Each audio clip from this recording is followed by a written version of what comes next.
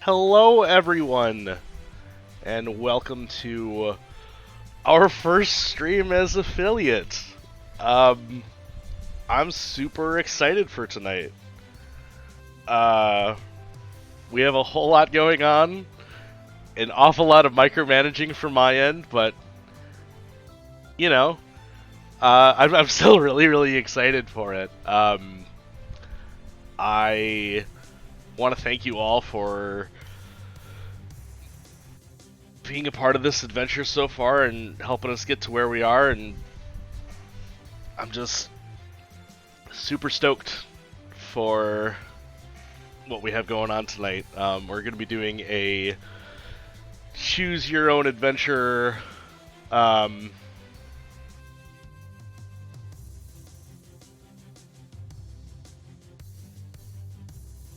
we're doing a choose your own adventure D&D game where I'm going to be DMing, and you, the chat, are going to be the players. Essentially, I will be giving you exposition followed by a prompt where you'll get to vote on what kind of actions that you want to take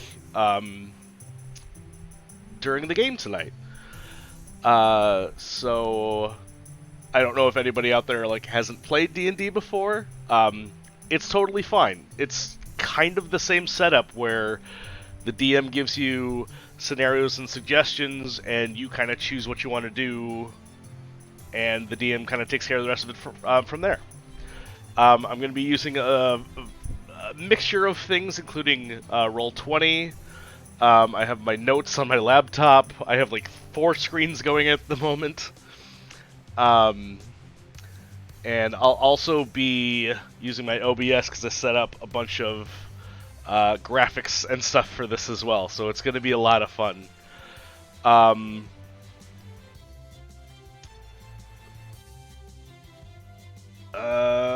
wondering if there's any other prep stuff I have to go over beforehand with you guys. No, I don't think so. I think we're about good to go. As you can see, now that we're at affiliate, we have a whole lot of more interactable things now.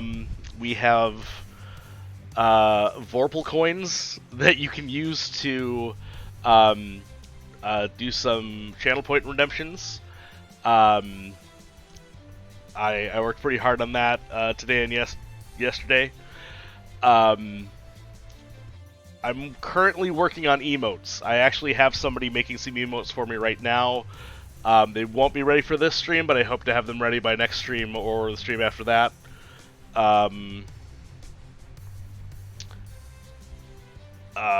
We have sound alerts that you can do. Yeah, there's just a whole bunch. I can't see it from your perspective at the moment, so I'm gonna assume that it looks good. But yeah, if anybody got any questions or anything, just let me know. I am here to be a friendly and helpful host. If there's absolutely anything you need or any questions you have, feel free to ask and we'll go from there. And that's especially true when it comes to the D&D game, because I'm sure some things might be a little confusing at first, but once we get started playing and once we kind of get into it, I feel like you guys are going to have a good time and kind of know what's going on. So I think the first thing we need to do is, well, that gets cut off. Scoot you over, buddy. The first thing I think we need to do is pick what kind of character that we want to play tonight. So let's head over to our character creation screen, which also has our affiliate celebration rules for this stream. For every new follower that we get, you can vote on changing the current situation, morphing an NPC into a different character or creature, changing the previous roll to the opposite effect, which is going to be a little nuts. You get an automatic critical success, which is another fun one, or you can swap your character for another one. I have 4 pre-made characters at the moment that we can choose from. And as we get going, as the stream continues, um,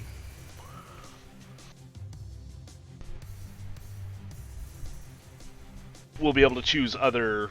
Like if you're not happy with the character you have, we can always swap it out for another character. For every new subscriber that we get, which we don't have any subscribers yet, but when we do, or if we get a 100-bit donation or more, you'll also be able to vote for summoning a large creature to fight alongside you, successfully casting a powerful spell, successfully escape a dangerous situation, get a new magical upgrade for your weapon, which I think we're going to do as like a temporary upgrade for whatever battle or situation you're in. Chat gets an automatic critical success, or you get to swap your character for another again. So let's take a look at the characters that we have available, and we'll choose what we want to go with. I don't remember if I put the characters' faces on the stat blocks or not. Let me take a look.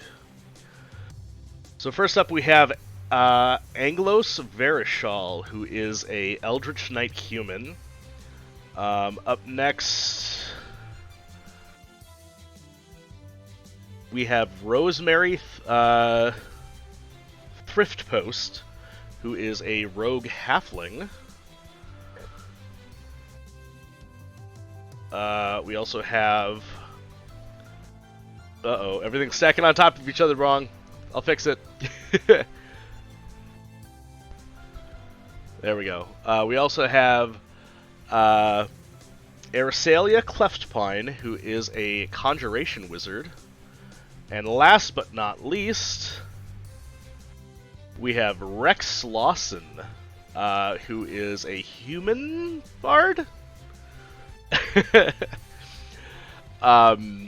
They all have kind of their own unique things. I thought to make everything kind of streamlined and easier for this situation was to give everybody a specific set of spells and whatnot. So,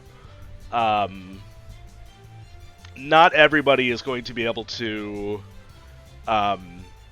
like, do all the, like, for a bard, you're not going to get, like, all the bard spells you would have. You're just going to have these ones assigned to that character for the time being. Because this session shouldn't take more than, like, a day or so in-game. I mean, it might. I don't know. We'll see where things go. Everything's kind of wild and crazy tonight.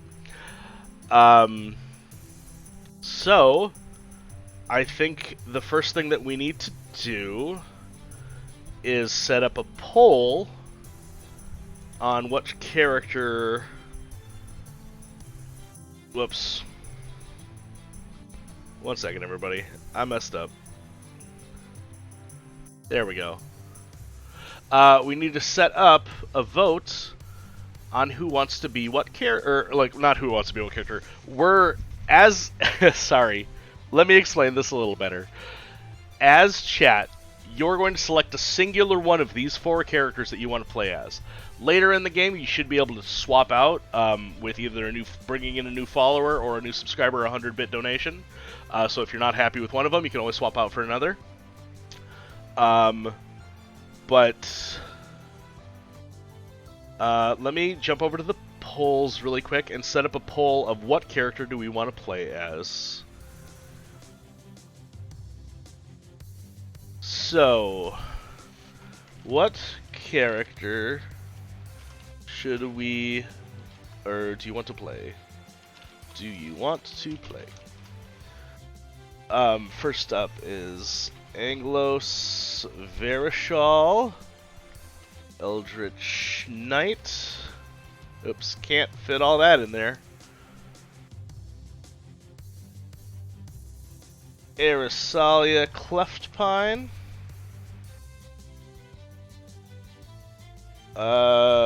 Rex Lawson. Or Rosemary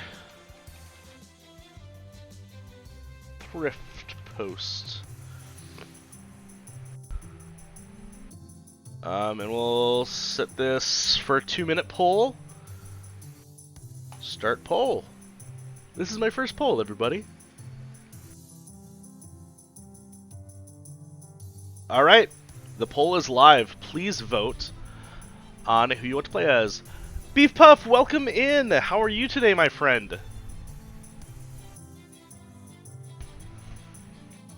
We are choosing what kind of character we want to play as. Holy cow, everybody's going crazy now. Hannabella, well, thank you for the sub. Streamy44, thank you for the sub as well.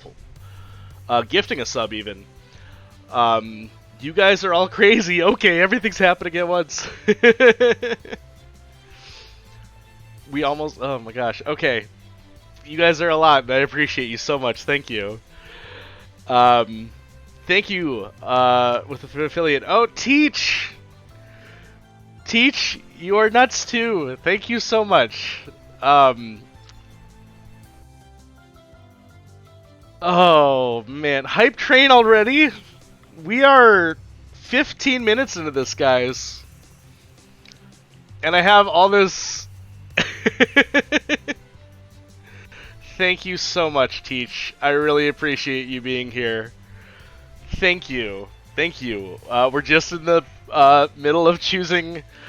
You got a founder badge? Heck yeah! Awesome. Awesome, awesome, awesome. I'm currently working on emotes. I actually have somebody making them for me at the moment. But we are currently working on our poll. Oh man, all these cheers. You guys are gonna like cash up so many things to get like critical rolls just off the bat. If you guys spend enough money, you can critical roll this whole session. You guys are absolutely nuts.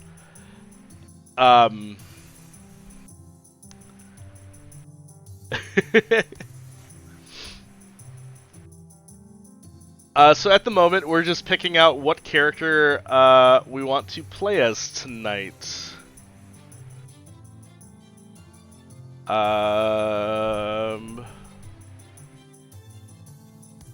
New poll. What can I do for the duration? A hydrate redeem already? Thank you. I will do that right now. Thank you. Appreciate you. Choose your character. I think the hype train got in the way of the voting system. Not that I don't appreciate it, because you guys are amazing. I appreciate each and every one of you. Let's do Eldritch Knight.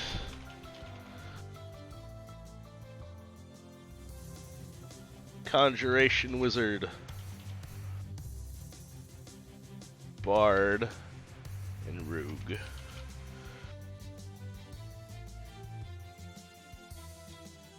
Alright, we're going to set this one up for 3 minutes. Alright, poll should be live for choosing your character for tonight. Like I said, this is going to be a collective game where essentially all of chat is going to be playing one of these characters. You'll be able to change which character you want to be later on, as you guys have already accrued, 3 subs and 100 biddies already. So you technically can change your character up to 4 times, or get critical success rolls, or change people into whatever. So we'll figure out when we want to actually activate some of those things throughout the game. But for the moment, let's choose what character we want to start as, and then we can get into the game and start rolling some dice, beating up some bad guys, talking to some people about whatever. Finding out information about where we are and what's going on. You know, all the fun D&D tropey stuff. Oh, it's a tie. So far we're tied, with everybody voting for Eldritch Knight, Conjuration Wizard, and Bard. Nobody wants to be the Rogue, apparently. But that's alright. We still have a couple minutes to vote. Streamy, thank you for the stretch. Welcome to the chaos of chat trying. I feel that for sure. Bard's in my heart. That's fine. You have every right to vote for Bard. um, well, and you know what? We'll find a way to make it work. And if we have to do another vote on narrowing it down between those three, we'll go from there. I mean, to be fair, I'm the one who put myself in this situation of saying, let's try to organize chat to do a single D&D session and let them vote on things throughout the whole game. So I did this to myself, but I'm very excited to see how it goes. Once we get a character chosen, we can kind of clean up the screen a bit and go into our actual in-game screens and whatnot. Knight looks so cool with the long hair and yellow eyes. Yeah, he does, right? Poor Rogue. That's okay. Maybe we'll play as Rosemary later. Rosemary does have invisibility, which can be a potential useful spell. I actually have to get this over here so we can see what Irisalia's spells are as well. Just trying to organize everything, because I actually had it set up earlier, and then for some reason I decided to move all of them onto the same spot. Okay, so we have a tie, so we're going to narrow it down to these three choices and go from there.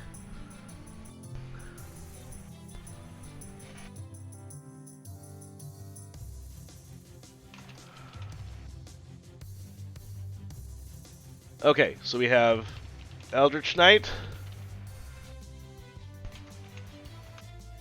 Conjuration Wizard, and Bard. That is what we've narrowed it down to. I'll do this for another 3 minutes. And if this doesn't work, maybe I'll let you guys pay some Vorpal coins to put in more votes to see who wants the character the most. Choo-choo! Guys, I can't believe we had a hype train in like 15 minutes of the stream starting. You guys are nuts. You guys are crazy. But like, good crazy. Like, I appreciate you crazy.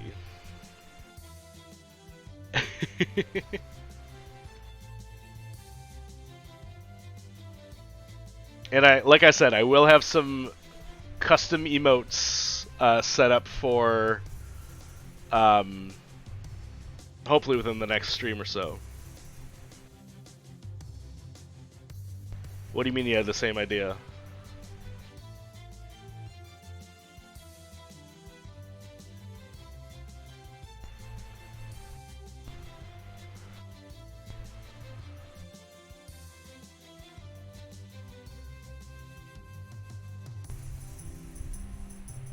Okay, so far it looks like we're going with Bard. We only have one vote on it. Gifting subs, yeah. No, I can't believe you guys. You're too much, and I appreciate you so much. Subbing right away.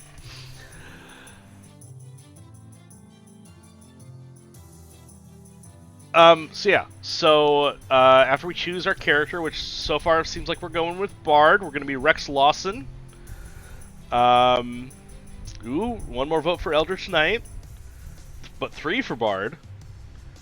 Looks like Bard might pull ahead here. And like I said, you guys have already accrued a bunch of subs and some bit donations already. So, yeah, Bard is winning. Bard has got 3 votes at the moment. But like I said, we'll be able to change our characters later if we want to. If the Bard doesn't seem to be working out, or if we burn through all the spells right away, maybe we'll do a different character for a bit. But it feels like Rex Lawson might be our winner here.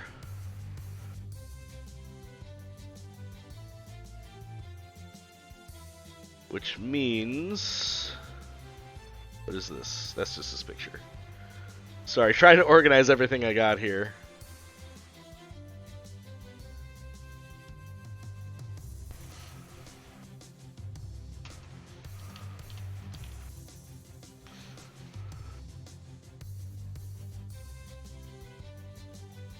And it looks like Rex Lawson, the Bard, is going to be our first character for the night.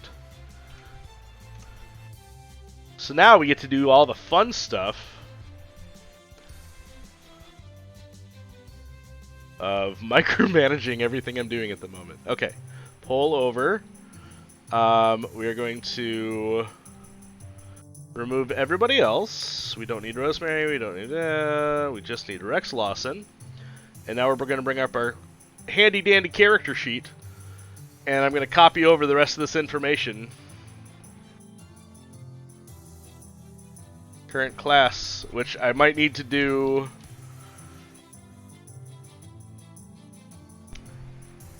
because they're the best. Oh, Vorpal, I just got a D&D joke book. Can I tell you a joke? Absolutely, you can tell me a joke, Teach. Absolutely, you can tell a joke. Human? As I copy over all the stats. AC is 13. Whoops. Cheered 50, thank you. Stop spamming, oh no.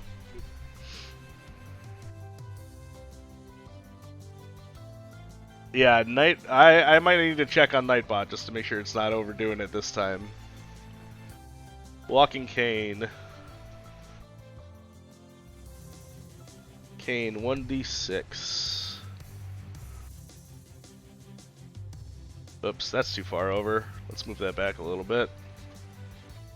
Walking Cane 1d6. Okay. Cantrip is Minor Illusion.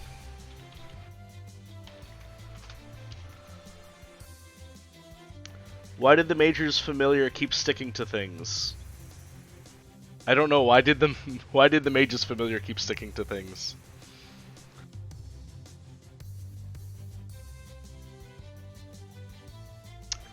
It was the Velcro. Oh no.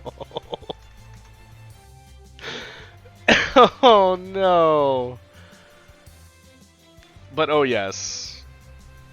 Jeez. Charm person times 2.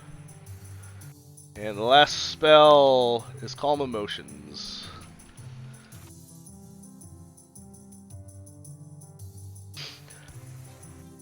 Oh, Teach, you're too much.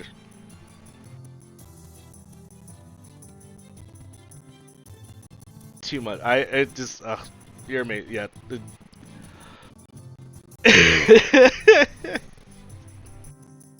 You got me, okay? You got me. Okay, so we have our character. We've set up the character sheet. I'm hoping it's not going to take me quite as long to fill it out every time that we swap characters tonight, but let's see how it goes. I'm still crazy excited for this. So let's jump over to our in-game, and I'll do a quick introduction as I also changed music because I've curated a playlist of my songs that we're going to be playing tonight as well.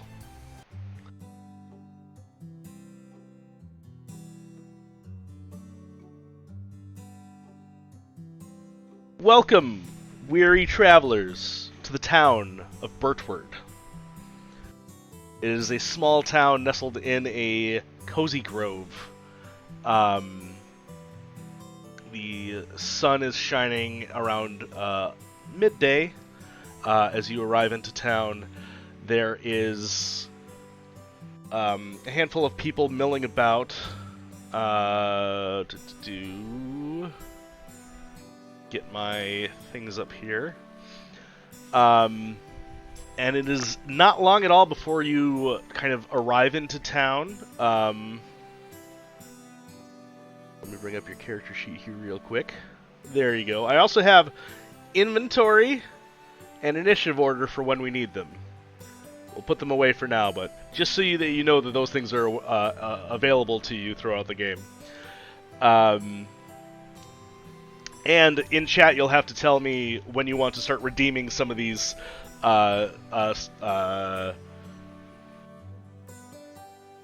rules if you want to like vote on getting a critical roll or swapping a character or changing the situation and all that kind of stuff. Where was I doing the thing? Okay. So, it's not long at all as you are entering into the town, as you are greeted by a young human man named Gelbert Glassberry.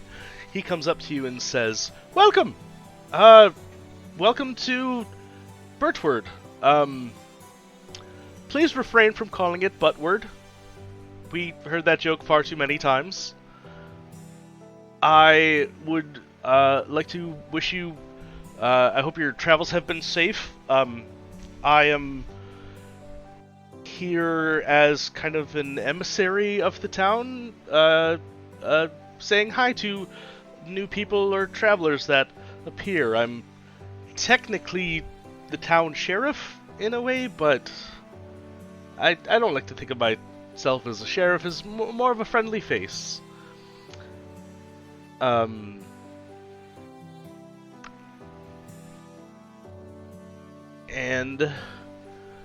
calling it Buttward from here on out, I mean, that's going to be one of the things, because now, that we've been introduced to this character, we're going to do a new poll. What would you like to do? Refer to the town as Buttward?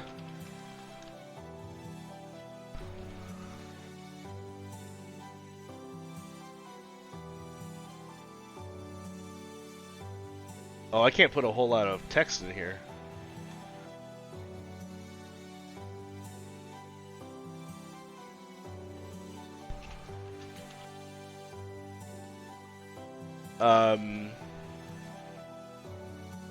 Ask about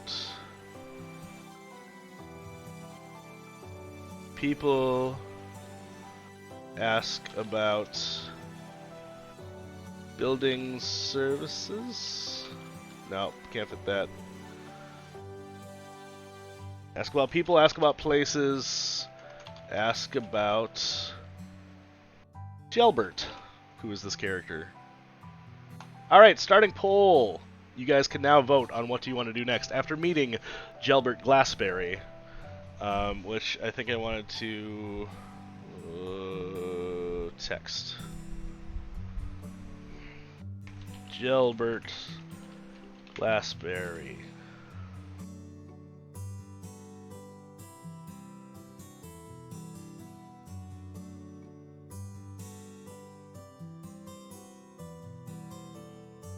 It won't. It won't let me put it right on him. Oh, this is just gonna be the worst. Okay. I can increase it.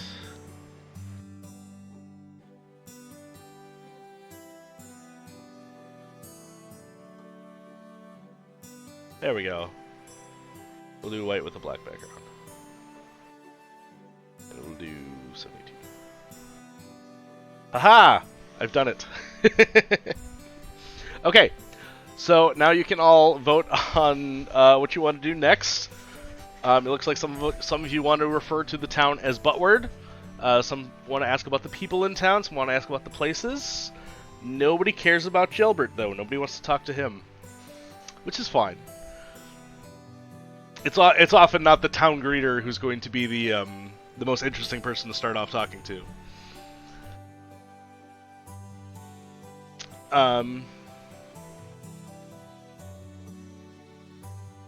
Let's see. So I have the names here, and I can get rid of those. I don't deal with Roll20 that often, so I'm using the DM section because I'm just like pulling over graphics and stuff for now. But you know, work with what you can kind of figure out how to work. Just waiting for the town greeter to be the bee. Hey, you leave Gelbert alone. He didn't do anything wrong yet that you know of. We'll find out, though. If only you had asked about Gelbert, you could have found out that he was planning on overthrowing the government and enslaving all the people right away, right?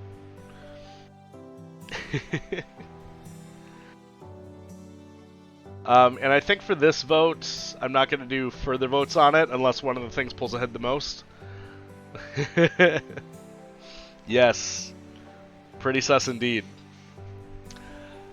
So I think we're going to do all of the above as far as what you voted for this one. This is a tie.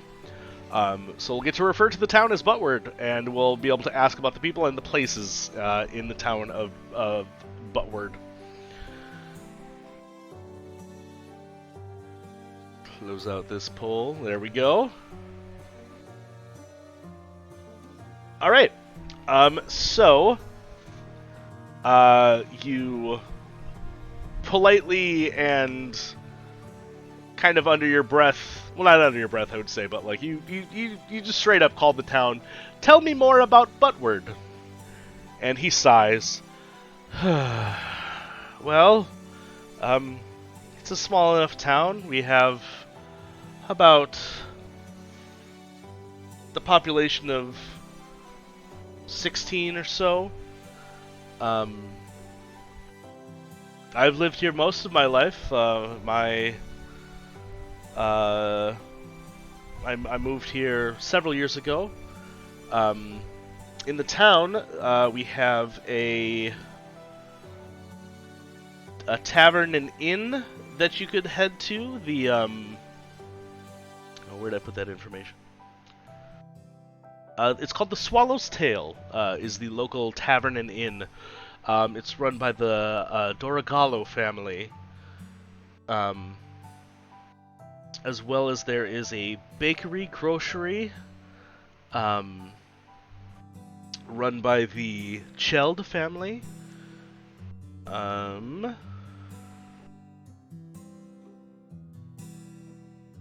Whoa. Oh no!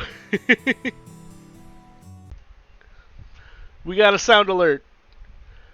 Now the sound is funky. Of course you had to go and do a sound alert, but that's totally fine. Because now we got a funk vibe to this.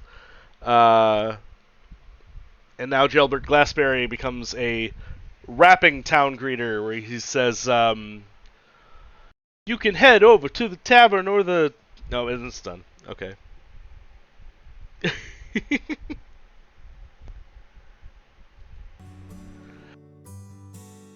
Anyway, I didn't want to turn off sound alerts today. Totally fine. He says you can head over to the tavern, the Swallow's Tail. What do I call it? Swallow's Tail is the name of the tavern and inn. Or you can head over to the grocery and bakery. I suggest that you avoid the Wizard's Tower. It is kind of off limits, especially for new people in town. And as you're talking to him, another person shows up as well.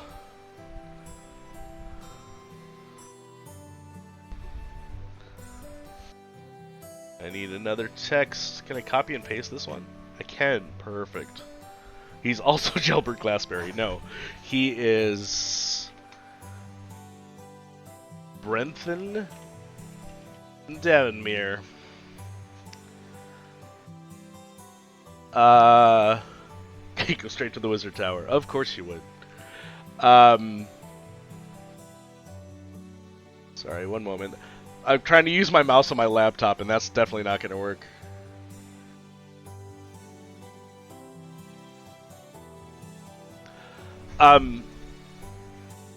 So... Actually, let me raise these up so you can see the names a bit better, too, over your character sheet. What are these whack names? I love them. You're welcome. There's a lot more whack names coming in, too. Beth Kage, welcome in! Thank you for the follow. Now we have 5 randomization things saved up that we can potentially use at any time. I'll let you guys call them out. If you find a situation where you're like, let's roll something different. There are the donations for the mic separate from the bits. You had an NPC named Dibble once. I have had a weird amount of weirdly named NPCs lately, just because I've stopped caring. So I'm like, yeah, of course he's named Jeremy Baramy or whatever. No, the bit donations and the subscribers can also get you a choice of something random, Hannabella. So, anyway, I was saying, our good friend, or not good friend, a new person has arrived in the conversation, Brenthan Davenmere, who arrives and says to Gelbert, oh, are you greeting some more new travelers in town? Gelbert goes, oh, yes, we have some new people. I thought I'd say hi. Yeah, of course they tend to remember the weird names. Brenton says, well, perhaps you should let them be and get back to official city business. Gelbert replies with, Gelbert replies with, I would rather make a good impression on newcomers than deal with the inner workings of the city, or of the town right away. And Brenton says, all right, well, I'll see you at home later. And Gelbert says, of course.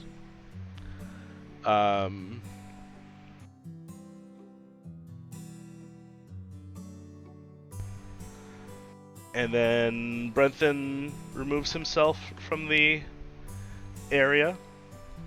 And Gelbert says, is Buttwad what they call the residents of Buttward? They're all Buttwads? Gelbert says, I apologize for my boyfriend. He is, he used to be a city guard. He is from another large city. He moved here to this small town to be with me, and I'm not sure he's always happy about that decision. But anyway, I can answer any more questions that you may have. Let me check my notes.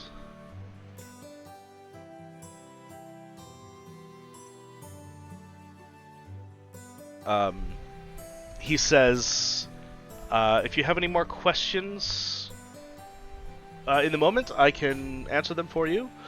So we're going to set up another. It's a little high strung after the stress of guarding the city. Yeah, I mean, he comes into... Like, he comes to this small town after being in a big city of having to keep an eye on everything that he's, you know... the new poll is investigate further. Ask about tavern. Ask about bakery. Ask about wizard tower. Leave conversation. And we'll just do this one for 2 minutes. Start poll. Alright guys, new poll is up. What do you want to do at this point? There's options that you can do to investigate further. You can ask more about the tavern, ask about the bakery or the wizard tower, or we can leave this conversation and just kind of go wandering around the city a bit. Or if you really actually hold on, let me close this. End poll, delete poll, new poll. Because I need to start adding in your crowd control things of being able to change things that are going on. So first response, crowd control randomizer. Ask about tavern. Ask about bakery. Ask about wizard tower. Leave conversation. it's so weird because it's like I'm let's pull 3 minutes. Okay, poll is now up again.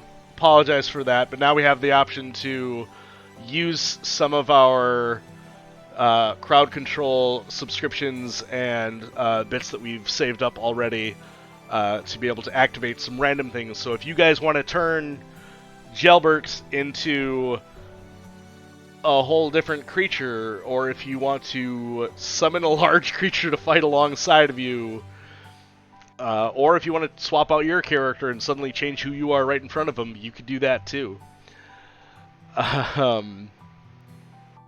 Or get a critical success on making a roll to convince him to leave his boyfriend. I don't know. That seems mean, though.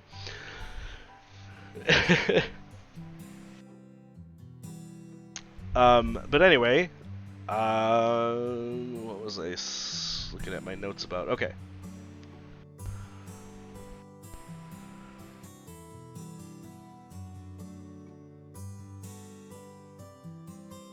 Okay, so far we have one vote on asking about the Wizard Tower. Gelbert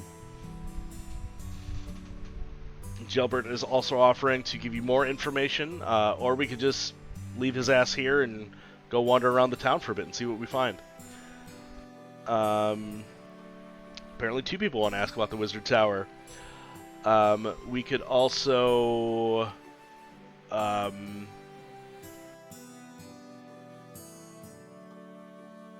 I mean, if it gets to a point, I could even start throwing in options for, like, attack this person, or cast a spell on them, or something like that.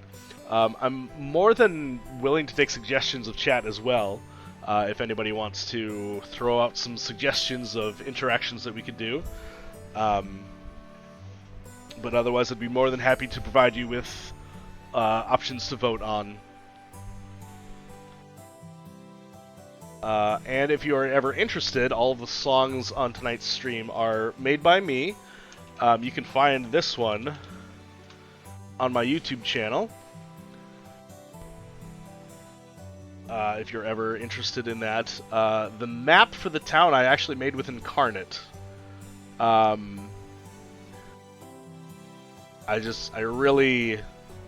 really zoomed it up on that one. But I like how it turned out.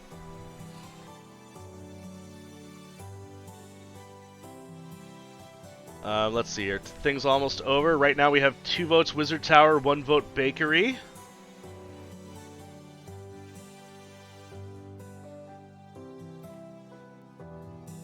Just got a couple seconds left on us. Looks like we're going to ask about the Wizard Tower. So you go up to Gelbert and you say, "Tell me more about the Wizard Tower." And Gelbert replies with, "Oh, you don't want to know more about that. It's this old dark tower. It's a little bit out in the forest. It's not a place you want to be. Plus, the door's been locked for ages. Nobody can really get in.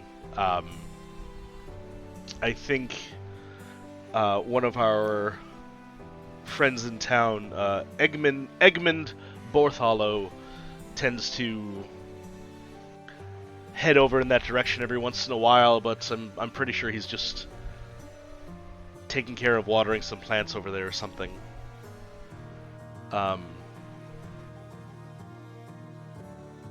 Is there anything else I can help you out with?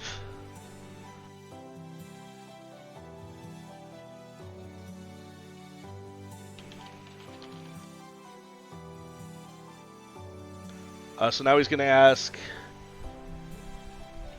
Egmond, Egmond, Borthollow. Does he like baked goods? Gelbert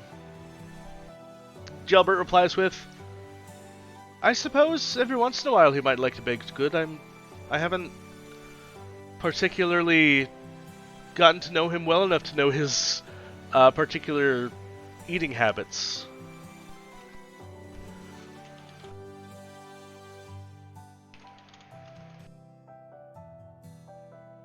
Investigate further. Go to Wizard Tower. Ask more about town. Go to tavern. Go to bakery. Crowd control vote.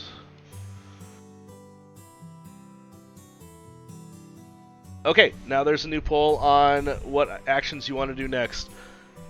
I'm hoping we're not going to be doing the voting a whole lot, as I do want to get a little bit more into the rest of the game, but as this is kind of a situation of kind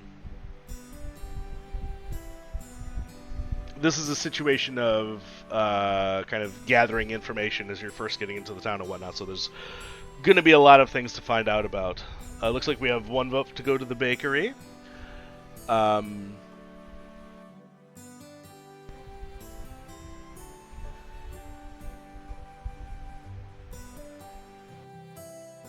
There's so many things to micromanage on here. That's okay. I'm really enjoying it. This is a lot of fun. And it's so weird because it feels like I'm like actively writing in the responses for like an Elder Scrolls or Fallout like dialogue tree, instead of like having like an active D&D in the moment where we just like talk back and forth. It's kind of this strange, different vibe of like giving you these options and then like trying to think in the moment, do I give this other option? Do I do this other thing? What should I use? What should I use right now? Because like, how long am I gonna sit here and say, let's keep talking to Gelbert until we find out everything we need to know about the town? It's because at some point you're just gonna want to go.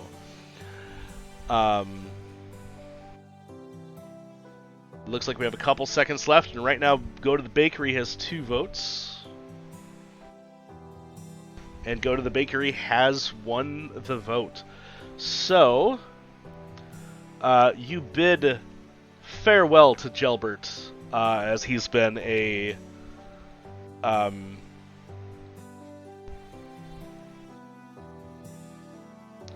helpful town greeter and helping you to identify some things about the town. But we're going to say bye-bye, Gelbert, as we walk away.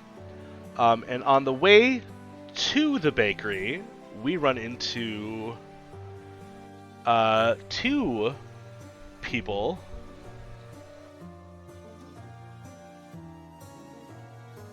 Whoops. Don't look at that. Don't look at that. We run into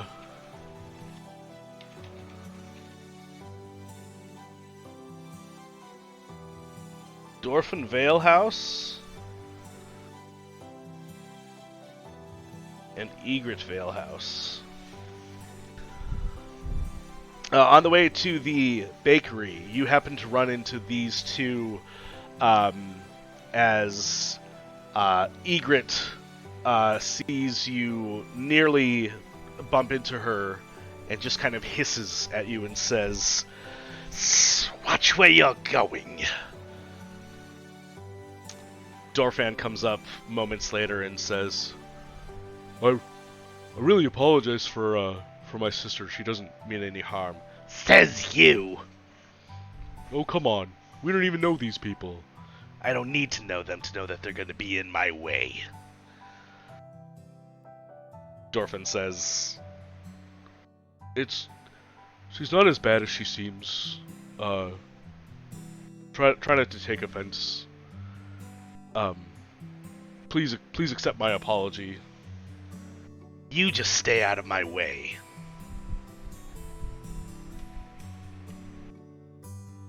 And now we're going to go do a vote on what we want to do in this situation. What do you do? Do you want to attack Egret?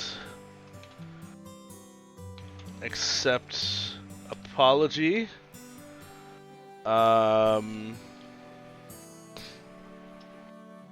Shrug it off?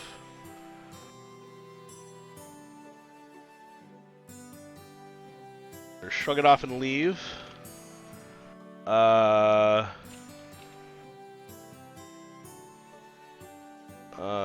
Intimidate them. Or crowd control vote. Alright, new poll up. 2 minutes. How do you want to handle this situation? Immediately takes offense. That's my wife, everybody. My wife taking offense at the smallest drop of a hat. I love you, honey.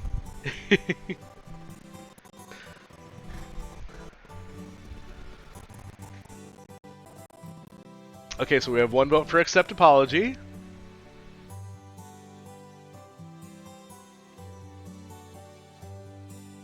One vote for intimidate them. Ooh, interesting. I guess we'll see how this one plays out.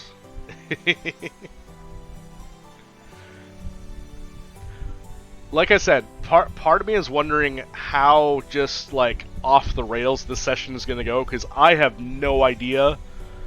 Like, if we want a crowd control vote, right now we have like, I think 4 or 5, I'll double check later. We have like 4 or 5 votes that we could use. We could use one of them to turn Egret into like a frog or something.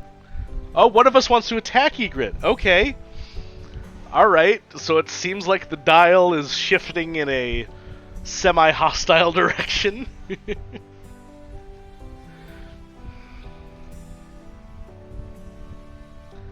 Oh no, beef buff. The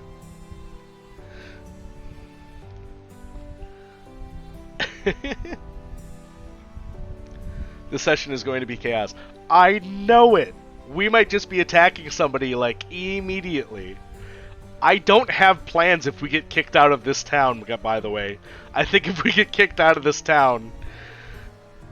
What happens if these tie? I'm going to narrow it down. I'm going to remove the rest of the options and...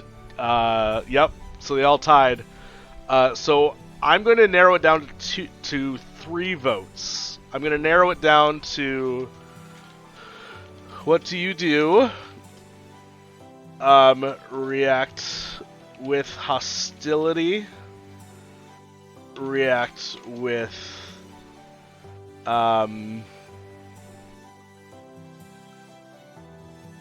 non-hostile actions.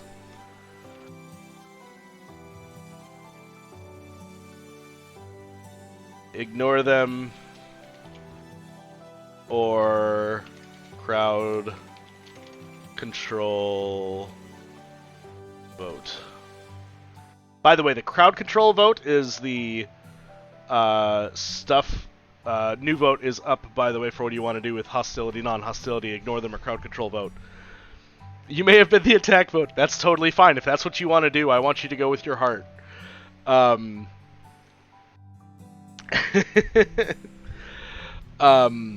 But anyway, so the crowd control voting, if you're not aware, is all the stuff on the right side here, all the celebration rules, where you can vote on changing the situation, morphing an NPC into a different character, change the previous role to opposite effect, etc., etc., etc. Gotta spread the chaos, for sure. So far it feels like we're reacting with hostility, so... Oh, 1 for non-hostility, though. We'll see how it goes. I think the question is, how would Rex Lawson react in this situation? Let's just go back real quick and take a look at our Rex Lawson friend. How would he react in this situation? How would Rex Lawson handle these guys? I think is our question. But at the same time, chat, I want you to play it how you want to play it. If you guys want to react with hostility, you absolutely go for it. I love having my games just be open-ended. Rex Lawson would impersonate Elvis. I don't, but he's got a mustache. Does the mustache scream Elvis to you? Rex doesn't take black from anyone. Alright, so if we react with hostility, I'm going to give you another couple of options on if you want to, like, straight up attack, or if you want to intimidate, or if we want to, like, maybe cast a spell. He's a devil in disguise. You guys are all ridiculous, and I love you. Okay, we're reacting with hostility. Let's bring up a new vote. React with hostility. Straight up. Melee attack. Cast a spell. If I could spell. Intimidate. To stand down.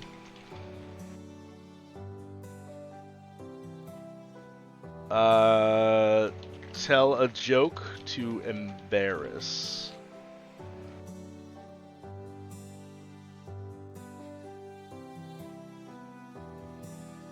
Or crowd control vote. Alright, 2 minutes on the next poll. We can do a straight up melee attack. Okay, and I'm assuming this is going towards Egret, as Dorfin hasn't been Dorfin hasn't been hostile towards us in any way. It's just mostly been Egret. So I'm assuming any of these actions that we're taking are going to be towards Egret. Unless, chat, you inform me otherwise, and for some reason you just really don't like Dorfin. Which is, I mean, entirely possible. I got all of these images from a random character generator. I made a total of 500 random character faces. Like let the program randomly generate the faces. And then I chose a total of 20 to take out of that 500 to actually use in this game. So far we have a vote to tell a joke to embarrass. Egret right here in Burtwood City. Starts with a capital E that rhymes with P. That stands for pool. Yeah, 500. I really just kind of skimmed through most of them because a lot of them were really bad. A lot of them had like terrible looking eyes and like just really weird looking faces that just did not fit with what I wanted to do. So yes, so I chose I skimmed through 500. I chose 20 that I actually wanted to use for that. Telling a joke sounds good for the bard. I agree, Teach. I agree. Which means if we're gonna tell a joke, we're gonna do our first roll of the game, guys. We're gonna actually be able to roll dice today. Question is, what kind of roll would this be? I mean, it's clearly going to be like a charisma roll of some kind. Performance. Probably performance if we're trying to, like, embarrass them.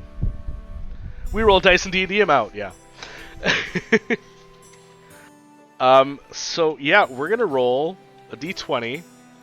And I'm going to add +3, since we're a bard and we're pretty charismatic. Yay, shiny math rocks. Are you guys ready for our first dice roll of the game? I see my little guy in the background there. I gotta get him to go away. Roll a d20 and go.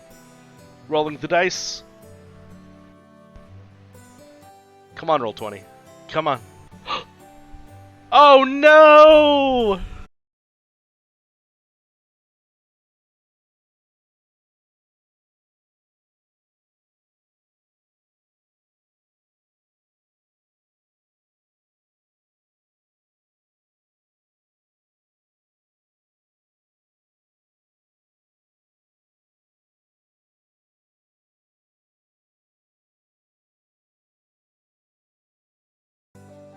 Unfortunately. OBS rolled in that one. It absolutely did. OBS just crashed on me. Well, it didn't crash, but it disconnected for a bit. So yeah, OBS rolled 1, and unfortunately so did our character. So...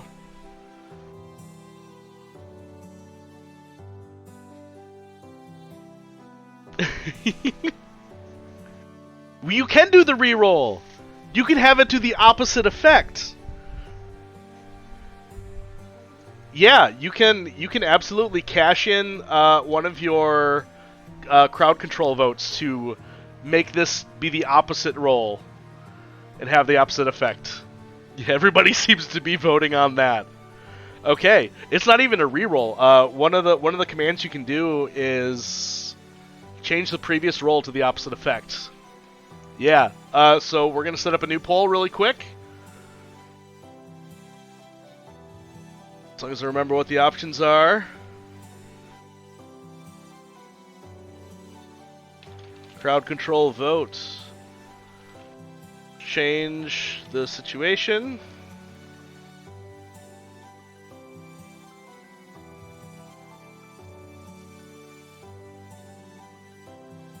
Change roll to opposite. What are the other options? I forgot.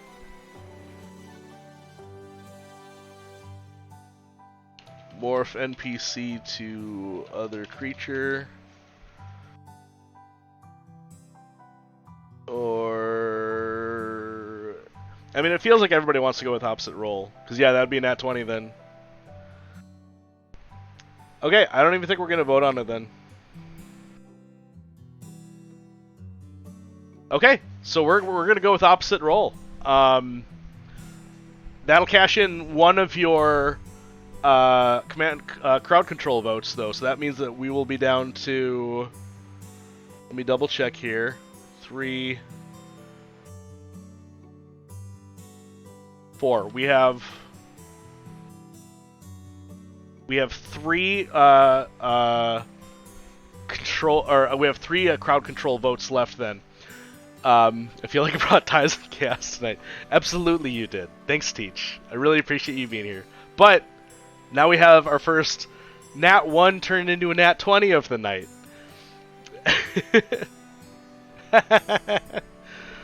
Beef puff.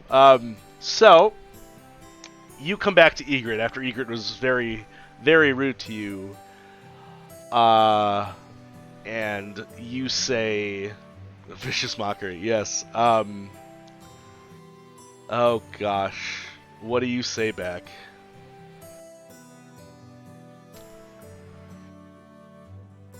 Artificial nat 20 still counts as a nat 20. Yes. Viscous. It's called viscous mockery now? Viscous mockery.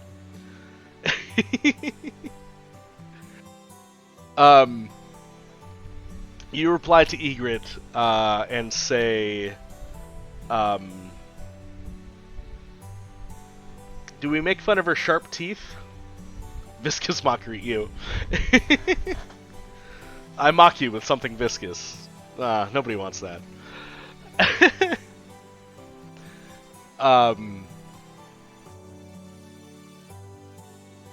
I'll say that you come back with Egret and say, oh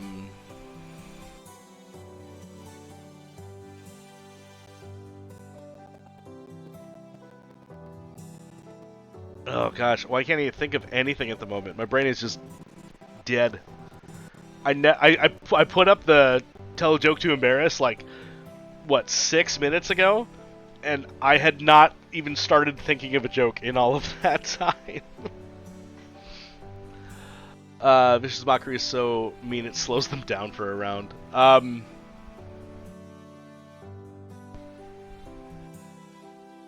Favorite magic item I have in a game is the Ring of Grammarian. I have the Ring of the Grammarian too! Yes, I use that all the time. Well, in our old campaign. I don't have it in my new campaign yet, but I used it in our old campaign. And my favorite thing was one time I used it to cast, instead of Geas, you know, the spell that's spelled like this, Geas, I used the Ring of the Grammarian to change it into Peas. So I cast Peas at the level that Geas is, which is a level 5 spell. So I cast level 5 Peas, and at first nothing happened, and then my DM said, look up into the sky, and there was a giant rainfall of peas from the sky that cluttered and covered this entire bridge that we were trying to cross. But it distracted the guards enough to leave us alone. And I think we even might have impaled a couple of those guards with the peas as well. It basically made the bridge impassable because there were so many peas. And then our druid shortly afterwards also cast like plant growth. So then there were just a ton of vines and stuff coming out from the peas, and there's a whole like just giant mess on this bridge. It was amazing. We also used it once to change Guiding Bolt into Guiding Belt, which was fun because it was like a little magical flashlight on somebody's belt. Yeah, that whole session was insane. It was. Gift of Gap to disguise our dragon form in the latest fashions. Oh no.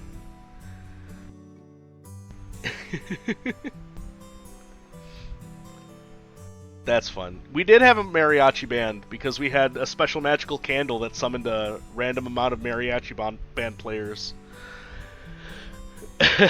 Those are fun times. Anyway, I can't think of a joke because this whole session is just nuts. But I will say, to continue on with the story tonight, you have successfully, and quite successfully, embarrassed Egret with your joke, and she has decided to leave the conversation in a huff. Egret.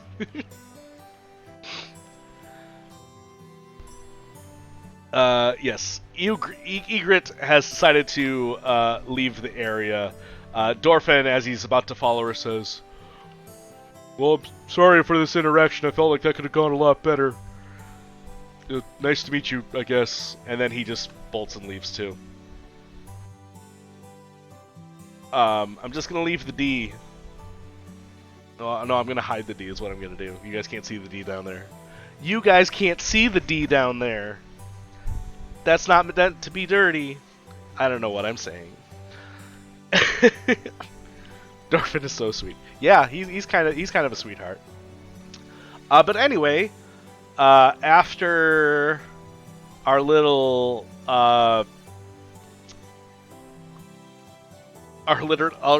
interaction with Dorfin and Egret, we head into the bakery. I don't have a whole lot of background graphics, so you're going to be seeing a lot of this town. But heading into the bakery, we meet a new person named D. No, name is, if I could type, Isthius Cheld.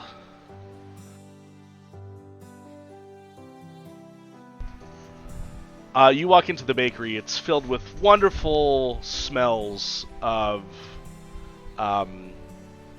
baking bread, some sweet rolls, fruit-filled muffins, cookies. But there's also like a modest little grocery in here too. There's some vegetables and fruits and stuff, and a couple of dried meats being held off on kind of one side. There's clearly like a distinct split in the room where one side is kind of your grocery, one side is the bakery, but the bakery seems to be like the main focus of it.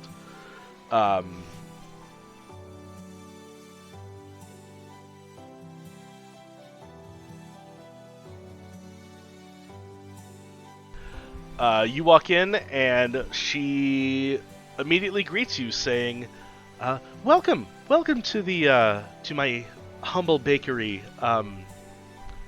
I suppose I've never really come up with a name for it.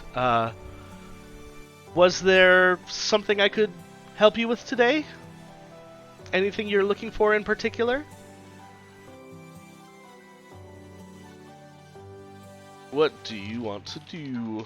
Let's add a new poll for buy a baked good.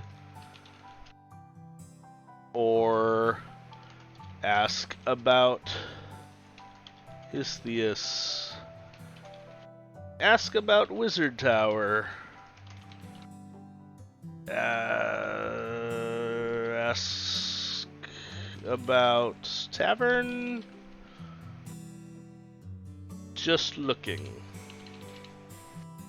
Alright, got a new poll up for what you want to do. We can buy some baked goods, ask about Istheus and her whole deal here. We can ask more about the Wizard Tower or the tavern, or just kind of browse around, see what we can find that we want to look at.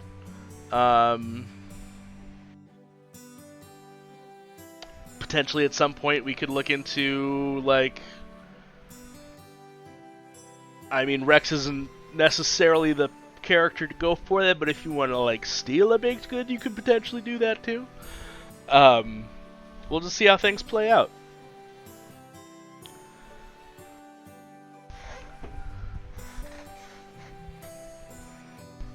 And I'll say, as you're deciding what you want to do with Istheus at the moment, you do hear some, like,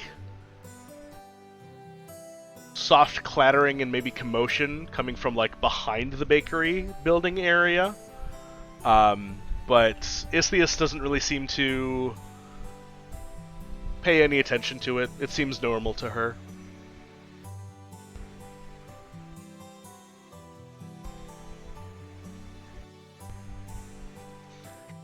Gotta double check my notes.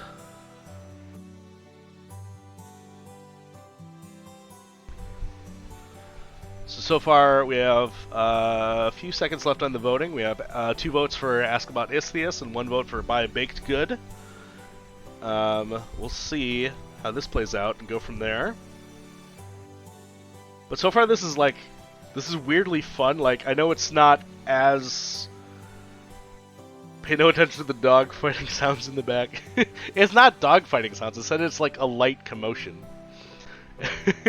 I don't think dogfighting is a light commotion. And also, why's it gotta be dogfighting? Alright, so you want to buy a baked good and ask about Istheus. So let's do both. Walking up to Istheus, you ask more about Istheus' whole spiel and what they do here, and in the process you're also buying a baked good. If you guys want to, like, put in the chat what kind of baked good you want to buy, let me know, and we'll go from there. So asking about Istheus, she says, "Oh, I've owned this bakery for quite a while now. We've kind of had it converted. My husband used to be the blacksmith of the town." But since his death 4 years ago, it's just kind of turned into a rundown junkyard of metal parts and fragments. We've managed to convert some of the bakery into a grocery for the town, and some of my friends tend to gather local fruits and vegetables that bring me sometimes. My friends like Dorfin and Reyna and Egmont. And then, of course, there's my sweet child, Morna. They're around here somewhere. And then she hears the soft clattering and clashing in the back as she says, "Ah, there they are." And when I say in the back, I actually mean, like, behind the building of the bakery. It does not sound coming from the same place as the bakery itself. So it looks like we got strudel, macarons. Yeah, let's say that you guys buy a couple of baked goods while you're here.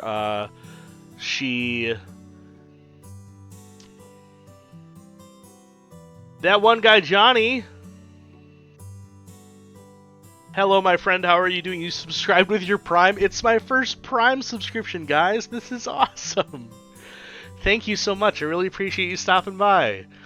We're in the middle of talking to Isthus Sheld. What's pooping gamers? We're talking to Isthus Sheld, our,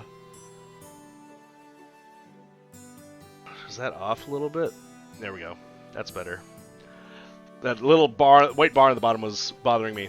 So we're in the middle of talking with Isthus Sheld, someone that we met in town. She runs a local bakery. We decided to speak with her a bit and buy some of her baked goods. We were buying some strudel and some macarons, and some pastries. So she puts them all in a bag together, and she says, well, I thank you for visiting my humble bakery. Yes, actually, now that we say that, let me open up our inventory here.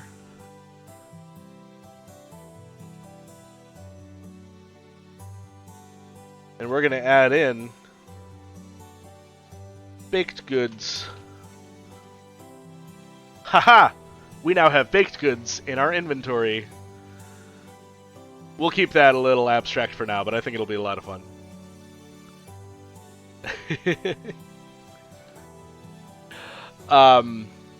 Isthus, as she's handing you the bag, says, if you would do me a small favor, could you go check on my Morna? They're in the back. Back in my husband's junkyard. Or my late husband's junkyard. In what used to be his blacksmith shop. Could you just check on them and make sure they're not hurt or anything while I manage the store? As you see a couple of more common folk just walking in and browsing around. I would appreciate it. And she looks at one of the baked goods in your bag and just says, and we'll just say that one's on the house. So let's put up another vote of what we want to do next.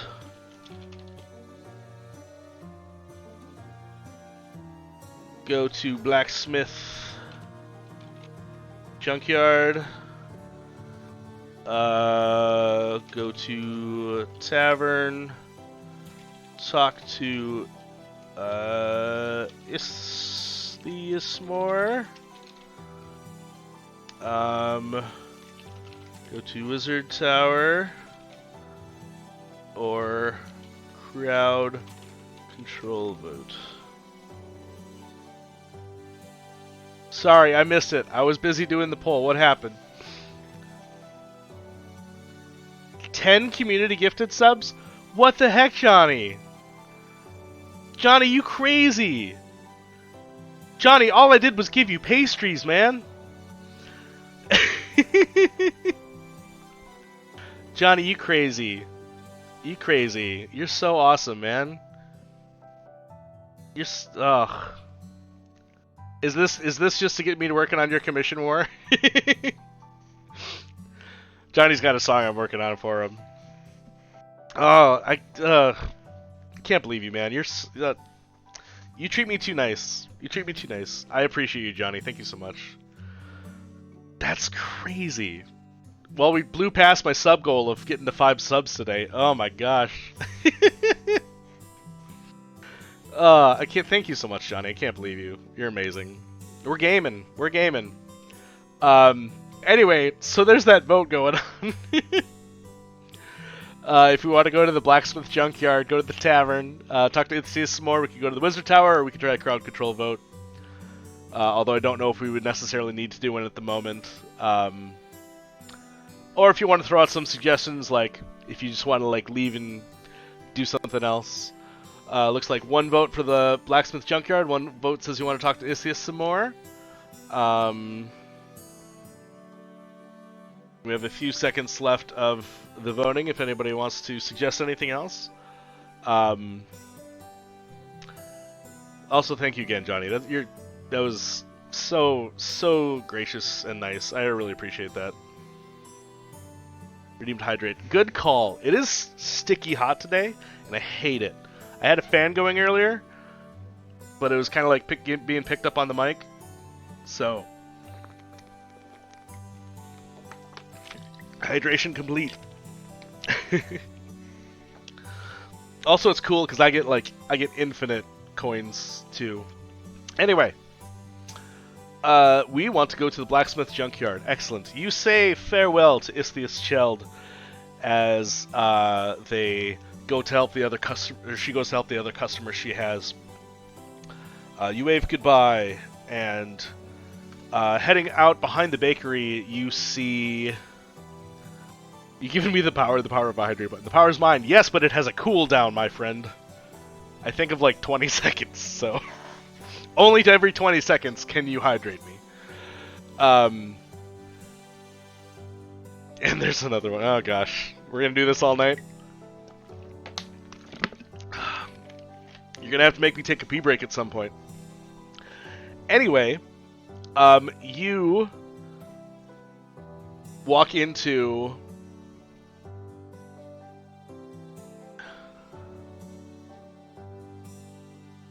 Okay, got it. You walk into the blacksmith shop, or what used to be the blacksmith shop. It looks pretty run down, and rummaging around in the back through a bunch of clattered of metal pieces and whatnot, you see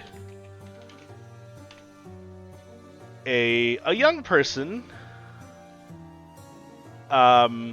Probably about 13, 14 years old.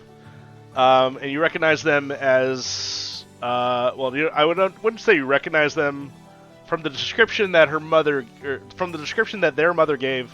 You recognize this person as Morna Cheld, the child of Isthius Cheld, who runs the bakery. They turn around to you and see you kind of entering the blacksmith, and says, "Whoa! Off limits! What are you doing here? This place is mine." And we'll do a new poll. How do you react? Just looking around.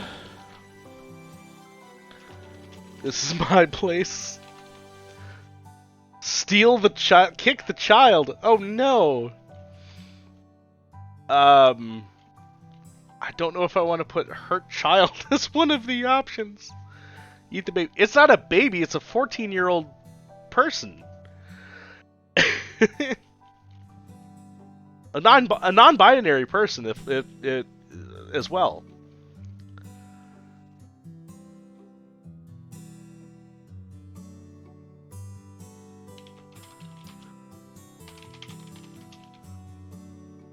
Your mom sent me to check on you. I like this Johnny guy.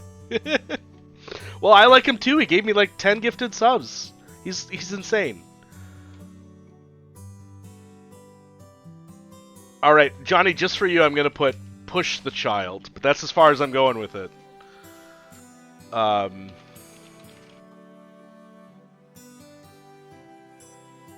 right, poll started. Time to vote, you crazies. And only because you gifted 10 subs is the only reason I put push the child on there, which of course has 1 vote.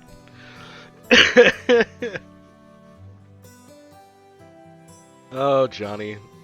I knew this session would get out of control. For my South Park fans, all I hear is Kyle going, "Time to play Kick the Baby Ike." Yeah, of course. Uh-oh, we got a tie, and one of those ties is push the child. No, this is my place now, right. Oh, 4-way tie.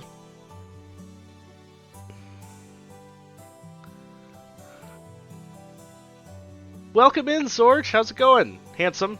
I believe you go by Handsome. My bad. Hi, Handsome. We're trying to decide whether or not we're gonna push a child. Guys, think about it. Violence. Johnny, it doesn't always have to be violence right away. Handsome. Hi, Handsome. Also, now that I think about it, Johnny gifted 10 subs. That means that you guys have an additional 10 crowd control votes to use. So... oh gosh. Why is the vote for push the child? Why are we voting to push the child? Pay to win Pog. Oh, Johnny. We hold the power. You do. We've literally had one roll tonight that was a nat 1, and you guys have turned it into a nat 20 with your superpowers. You guys are crazy. And I guess we're gonna push the child. Okay, here it goes. So Morna stands a distance from you as... Oh, actually, you know what? Let's make this a little more interesting. You guys voted to push the child, but let's see how well your character, Rex Lawson, can actually pull it off. We're going to make our second roll of the night, which is going to be a strength contest with Morna, which, you know, Morna's not going to have great strength, but I believe Rex is going to have a +1 in their roll. Oh no, but you can vote for nat 20. Oh no! I forgot about that. Let's see what we get. We got a 14. +1 is 15. So, we could take the 15, and we could say that you, like, successfully move Morna out of your way with that 14. What happened? Because, yeah, I agree. Let me... Gosh, why don't I have a single dice nearby? Because I need to do a DM roll really quick. Hold on. I need to roll for Morna and see if Morna is able to fight back. Okay, interestingly enough, successfully move out of our way. That's a very nice way to say we push Morna. Yes. I mean, it wasn't my intention, but, you know, Johnny pay to win, Johnny pay to push a kid, I guess. But, however, training grappling. We need to switch characters to Chuck the Child. No! I'm going to have this play out first. You go to grab Morna to kind of pick them up and move them out of the debris of the metal and junk and pieces on the ground. And that's when Morna successfully jumps up and wraps something around your hand, pulling your hand behind you, and then locking something into place as Morna has created some kind of small gadget, and that gadget has now restrained you with one hand behind your back. You still have a free hand, but Morna has successfully restrained you, as they have definitely rolled higher than you. And Morna, now behind you, they say, "You better get out of my daddy's shop, or I'm going to call my mom, and then we're going to find somebody to get you." Handsome, thank you for the sub so much. Now we have 14 votes left for being able to affect things today. I don't know if we're going to get to all this before whenever we decide to end this session. Maybe we'll have to do a second version of this. Can we bribe the child with a pastry? You could certainly try. Is that something you would like to do? Triple the sub goal. Woo. Zort, or Handsome, you are just too much. Okay, new poll. You are restrained. Bribe Morna with pastry. Yield. I'm sorry. Fight back. Well, not fight back. intimidate Morna into letting you go.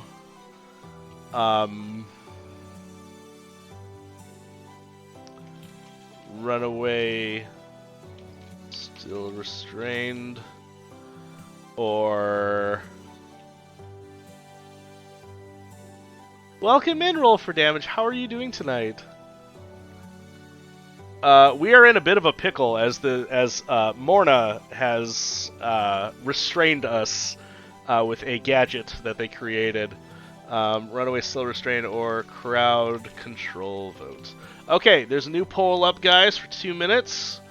Let's vote on how we want to handle this situation that Morna has restrained us. One hand is trapped behind your back with this gadget that Morna's created. Your other hand is free. I'm going to say if you do want to intimidate, you're probably going to do it with disadvantage. See if my own player can survive a Kraken. Oh no! Kraken's not fun. Yeah, maybe we'll raid into you later if you're still going.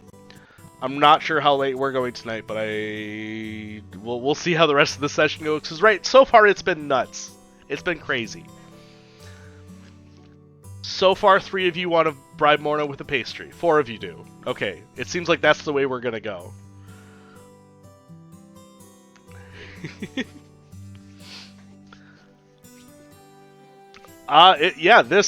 This we got like a hype train within like 15 minutes of the stream starting, so that was crazy. But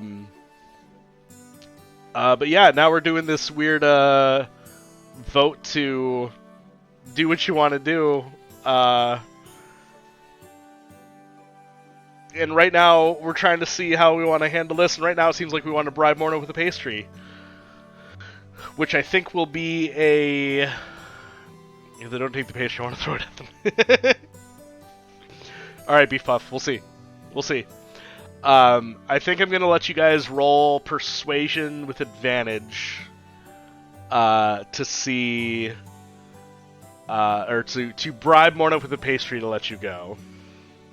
Pastry is a trap, don't worry. Johnny, if you poison the pastries, you have to tell me in advance. You can't just retcon that you've already poisoned the pastry.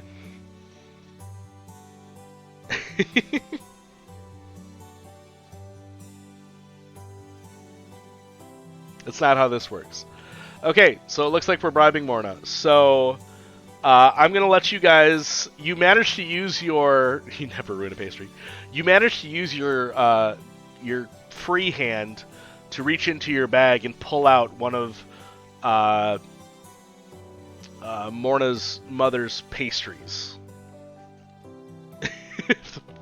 The pastry's poison, I wouldn't give it to... Well, yeah, because, like... That's why I'm saying that Johnny can't just, like, retcon that. But Johnny did say they would never ruin a good pastry, so... For now, I'll take them at their word. So we're going to roll 2d20. And since Rex Lawson is a charismatic person, we'll have your advantage roll have a +3 for charisma. Hey! That would be a 19 plus 3, a 22.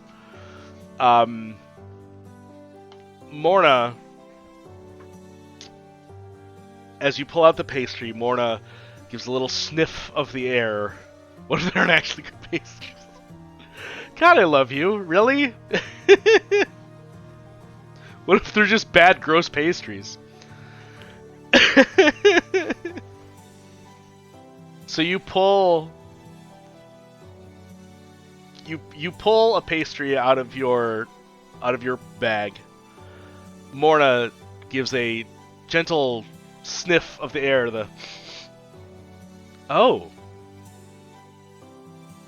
And you offer it up to Morna as they come over and just take it out of your hand and start taking a few bites out of it. And then they kind of go, as it has a very crispy, warm inside to the pastry, which is Morna's whole jam. And then they go, Alright, I'll let you go, but no more causing problems in here. This is my daddy's shop, and I gotta protect it, okay? Celiac.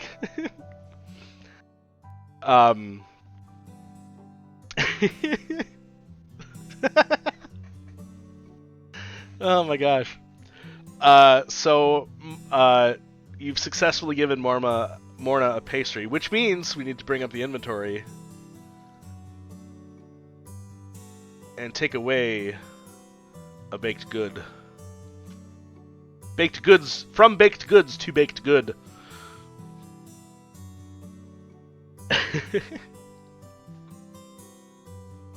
Was that a pun?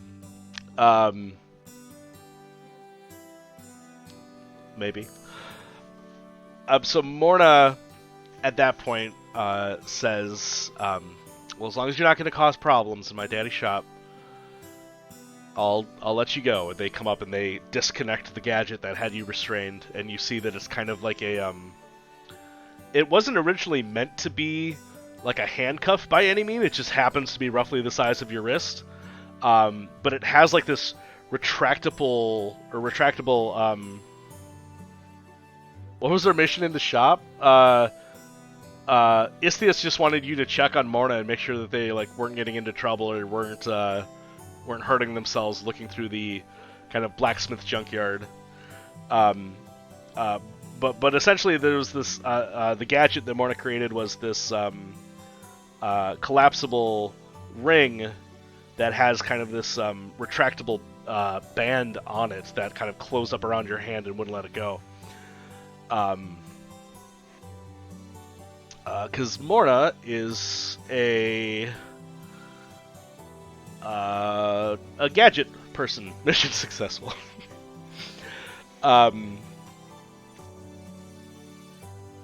So Morna asks you. That's totally fine. This whole session is chaos. We don't really have a mission yet. Still recon.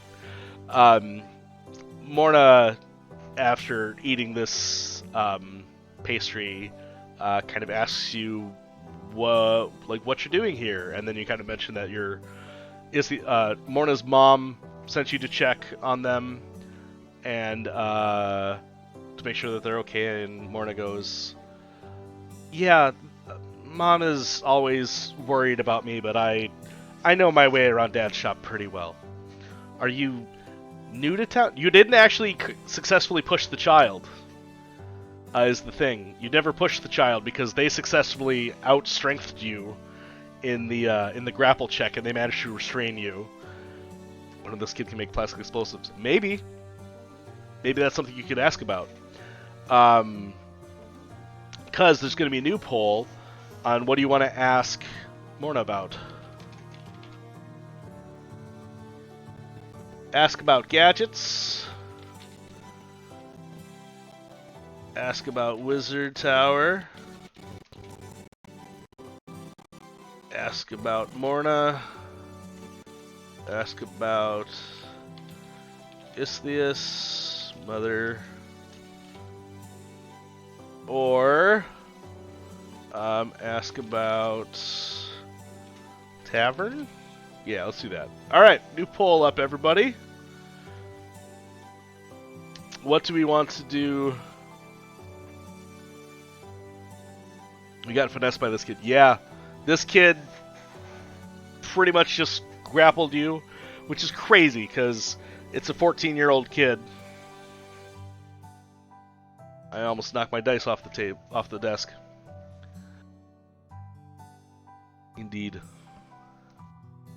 So let's find out some more information about from Morna. Right now they want to ask about Morna, want to ask about gadgets. Vote's still going on for a little over a minute. As you're kind of looking around the blacksmith junkyard and whatnot, you do see a couple of gadgets that kind of Morna's already made and kind of like set aside in special places. But there's also just like a lot of detritus and just junk, scrap pieces of metal, scrap pieces of wood, loose nails, just all over the place. It's quite messy in here. I don't think... It's pretty reasonable to think that neither Morna nor Isthius have cleaned up in here since the death of Morna's father, Isthius' husband. 4 years ago, I believe is what my note said. Yeah, 4 years ago. We got a couple more seconds on the vote if anybody wants it. I think we'll probably do anything that people vote on. So if you want to ask about Morna or gadgets, we'll probably do a little bit of both. I'll just kind of gauge your intention as the chat votes come in and whatnot.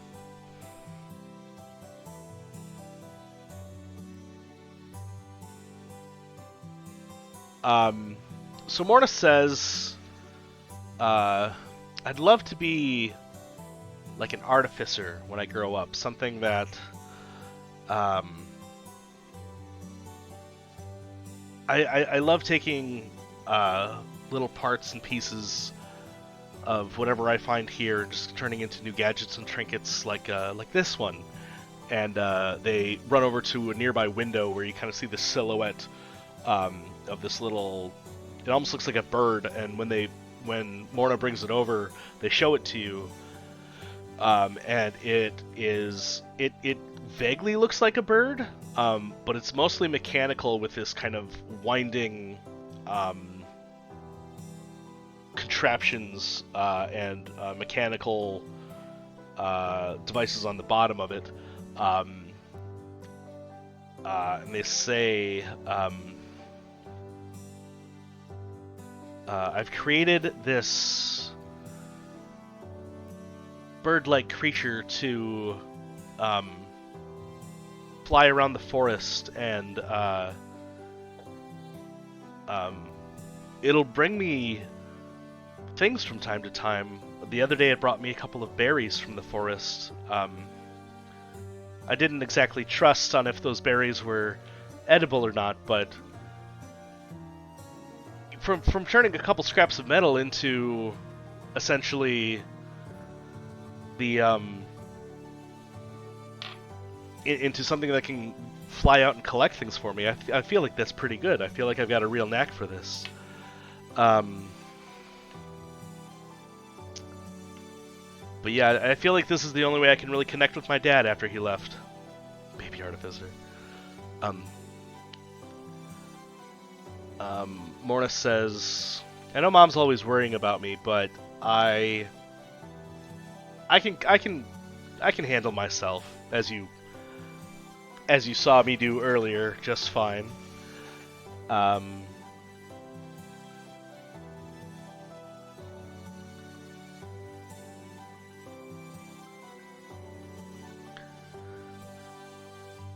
And now that you know that I love pastries too, what else do you want to ask me about?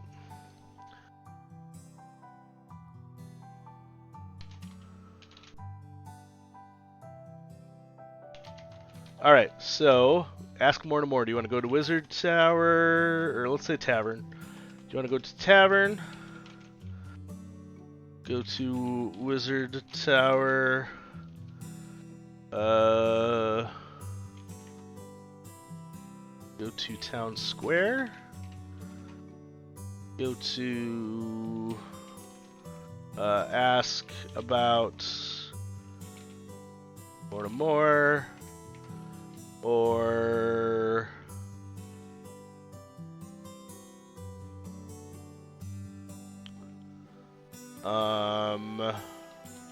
yeah, let's just go with that for now.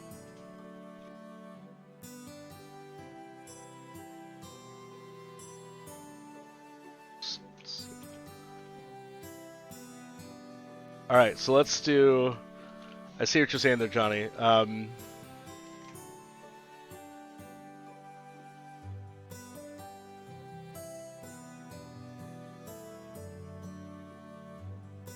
Ask to have bracelets or steal bracelets.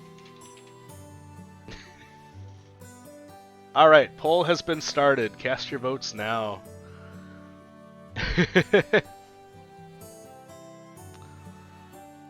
let's take a look at some other. Let's do another song. I feel like we've been sitting on that other song for a while.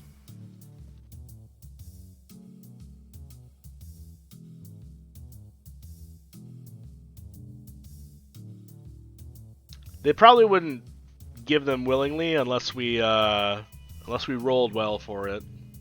There's always a chance that we can try to roll to persuade them to give them to us, and maybe we could use one of our crowd control rolls to actually like succeed that roll. Or turn Morna into a frog or a snake or something and then just take the bracelets. Maybe the kid as a quest. Maybe that could potentially be a way to like try to convince them.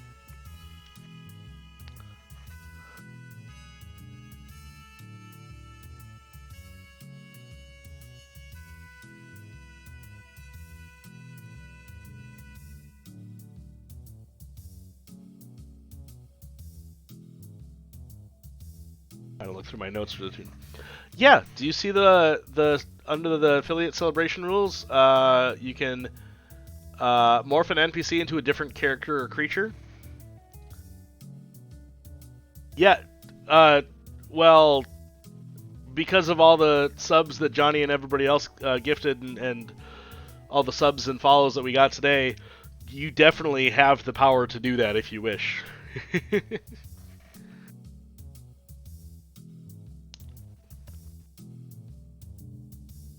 Yeah, you can turn them into...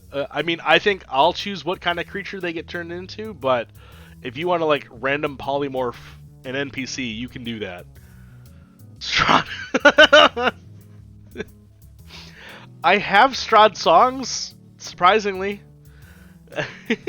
If that's the way it's gonna go. How long would the frogging last? I don't think more than 24 hours. I think it would only last for that long. I feel like we should get in Ninja Kid's good graces so they can make us stuff. All right, so the first thing you want to do is ask about the ask if you can have the bracelet. Strahd campaign. Oh, teach.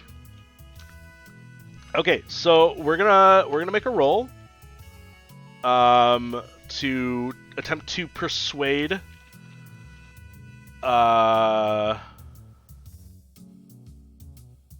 We're going to attempt to persuade Morna to give us the bracelet.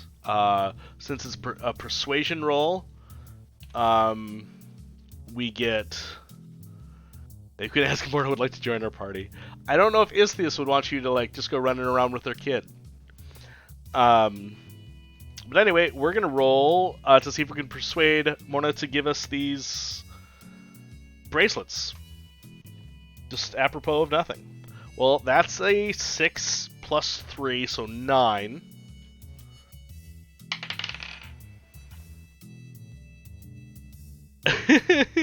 I mean, so far Morna overpowered you, and now Morna is just looking at you going, no, why would I give you my bracelet? It's mine. You can't just have it. But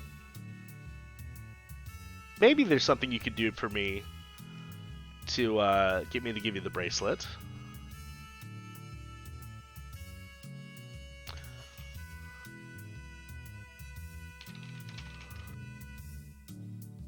Regarding the bracelets, inquire about quests. Just steal the no.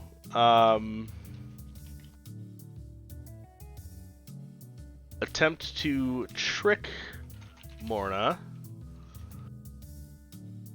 Can we give ourselves inspiration since we don't have party members? Yes. I suppose I'll allow it. But I think we have to put some kind of like limitation on it. Like maybe inspiration up to twice per day. Let's say that. What does Morna want? Yeah, that's what we're getting to. I'm putting up a poll right now on regarding the bracelets. Do you inquire about the quest of what Morna wants? Do you want to attempt to trick Morna and take the bracelets? Give up on the bracelets? Or crowd control vote if you want to turn Morna into a snake, or give yourselves a critical roll to just take the bracelets or whatever. Alright, poll is live. We should hear the kid's quest, I think. I mean, that's up to your vote.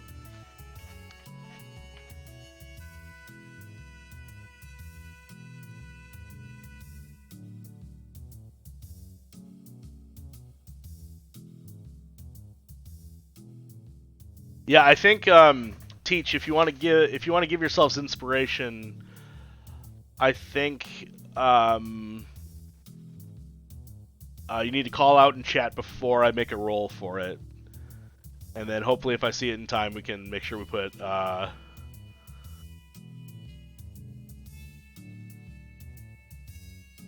we can make sure to put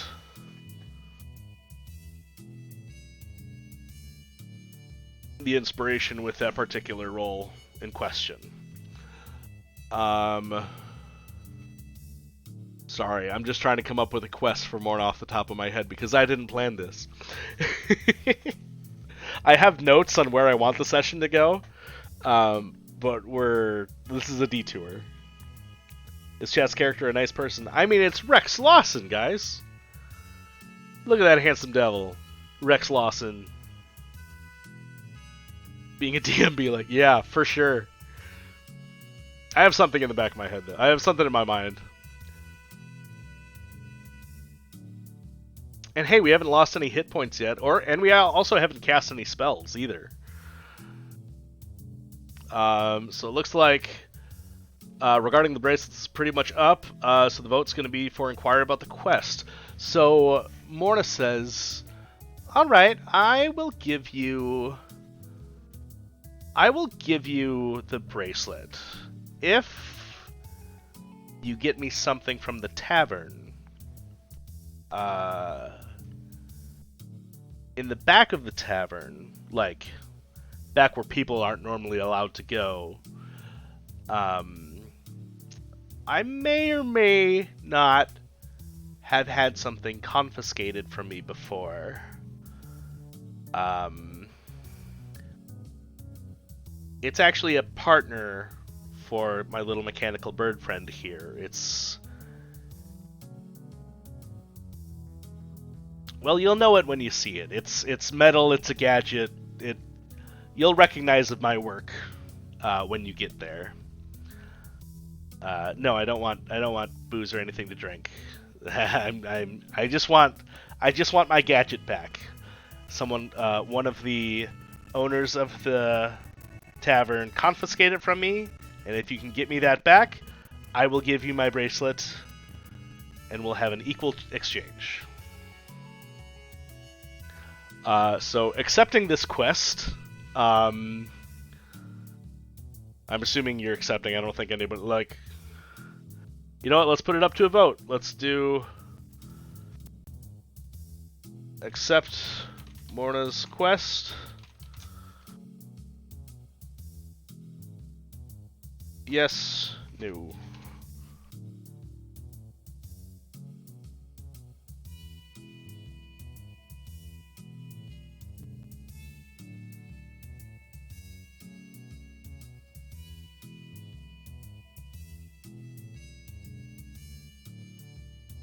I guess I didn't need to make that a 2-minute vote. Anyway, it's up. Why'd it get confiscated? That's a good question. This kid got the blicky.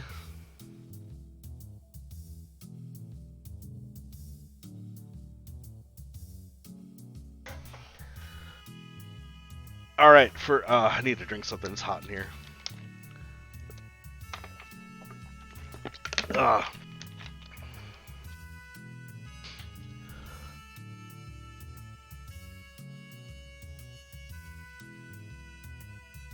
Okay, so Yes, no questions asked. Yeah. I mean, all you got to do is retrieve a thing. Just got to go. Just got to find a way into the back of the tavern to get it. And I mean, essentially, you guys have a handful of god rolls that you can just use as needed, or god actions, I suppose.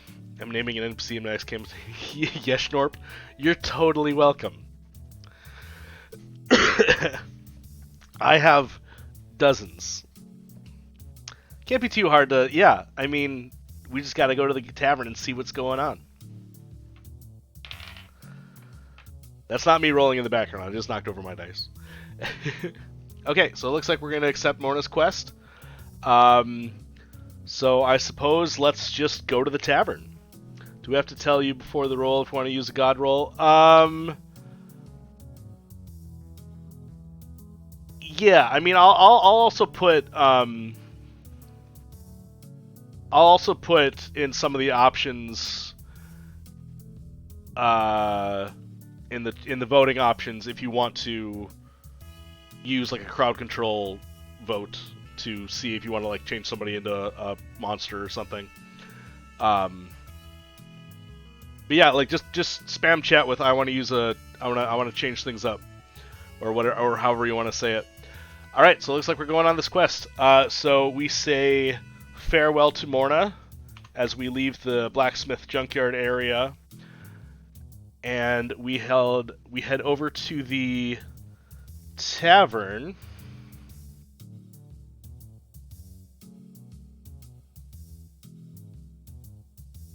Yeah, I plan to put voting options in for the crowd control ones, so we don't tend to miss that. Whoops, network error. There we go. Okay.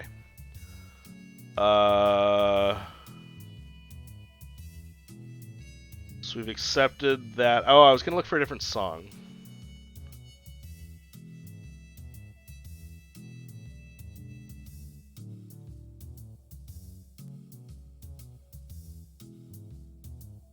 Hold on. I have... Oh, I don't know if I've added it yet.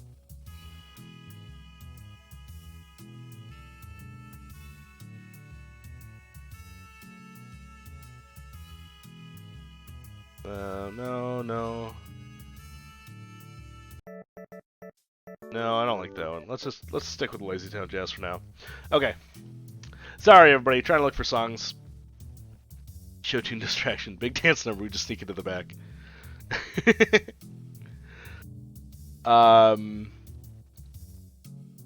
Let's see.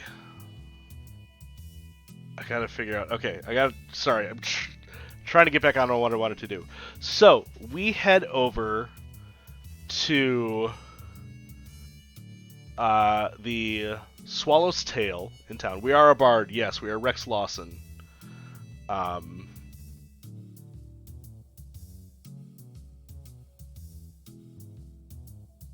Inside of the tavern, we see a couple of people, actually.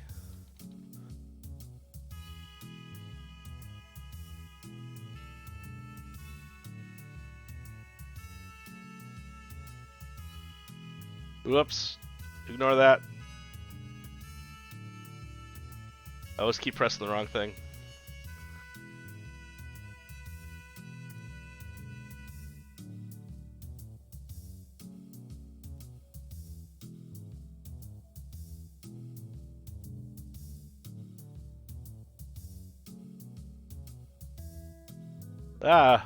Let me type.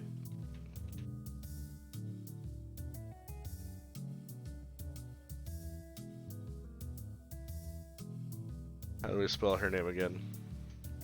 It was Reyna. Okay.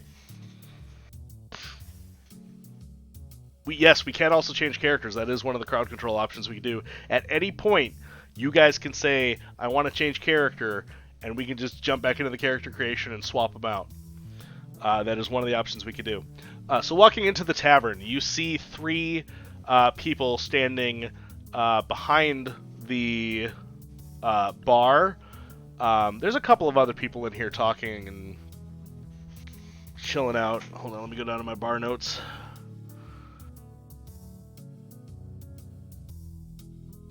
There's a handful of people in here, kind of just enjoying the tavern and its food and drink it has available. There's like one table that sticks out to you, but we'll get to them in a little bit.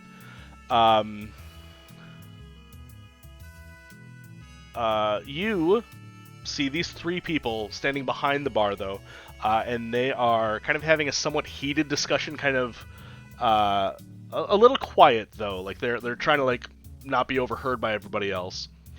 But as soon as you kind of like start approaching, they kind of shush each other and go back to what they were doing. And the woman, Reyna, turns to you and says, "Welcome to Swallow's Tail. Is there something I can help you with today?" And let's start a new poll. At the tavern.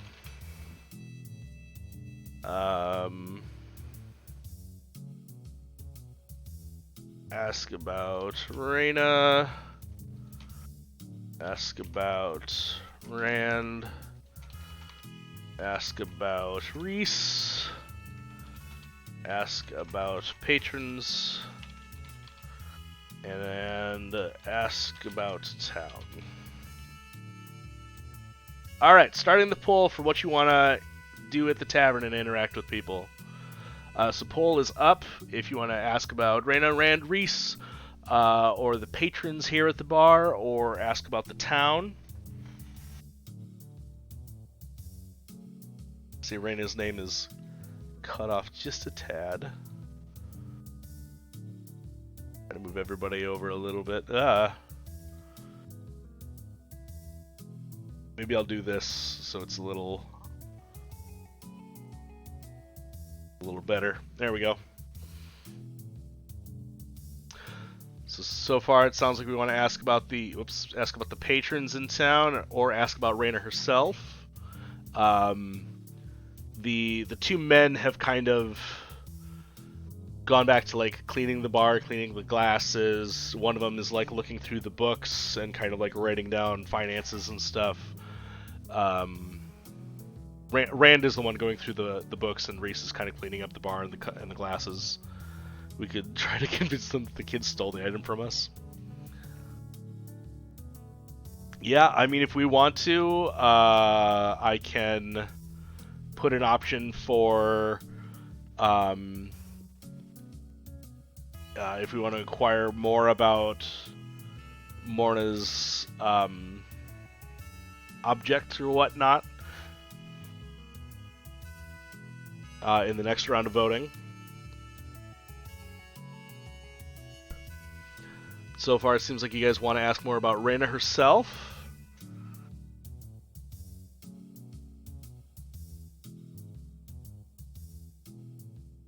And vote's almost over. So asking Reyna about herself, she goes, well, this is Swallow's Tail. This is the bar that me and my family own. This is my husband Reese and my father-in-law Rand. Rand has owned the bar for many, many years, and just recently my husband and I have sort of inherited the bar. And as she says that, you hear Rand kind of go like, huh, yeah, whatever. And Reyna kind of gives him like a little bit of a dirty look, and she shakes it off. And Reyna goes, but yes, we have kind of the place in town if you need a place to stay, or if you need a drink, or maybe some food. This is the place to come. We all kind of work here collectively, so if there's anything you need, you can ask any one of us. I totally know what it is, don't worry. Okay, so let's do another vote on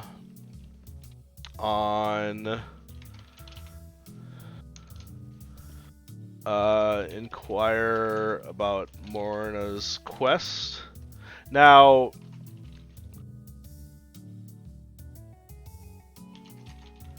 Do we ask about the item itself? Do we ask about Morna? Do we try to be sneaky about it? Or, like, do we... I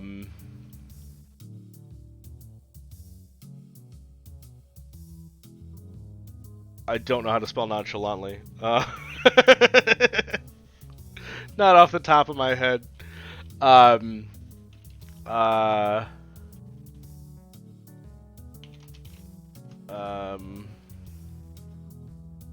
Trick and answer.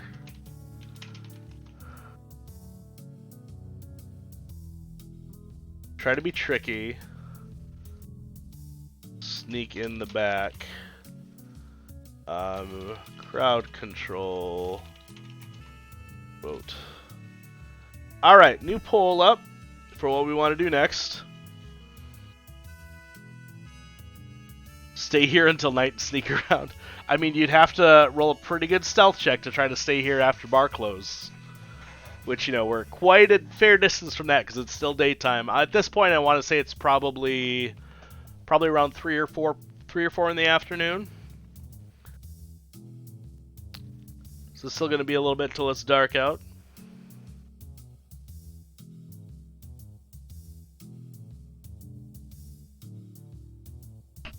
Alright, we want to investigate to see if we can find what we're looking for. We could ask about Morna directly.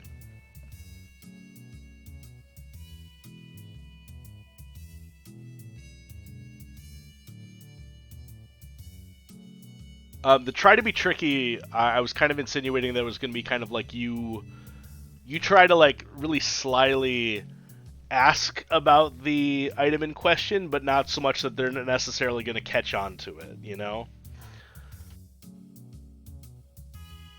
I didn't quite know how to type that because it only gives me so many characters to do the poll. But yeah, we'll see how it goes. We'll see how it goes.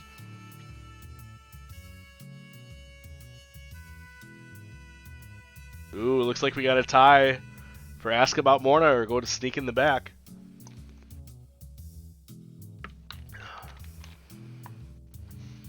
Sure, we don't actually know where it is. That's, yeah. I mean, you could go try to sneak around and see if you can, like, find a way back there without bringing attention to yourselves, but I don't know. We'll see.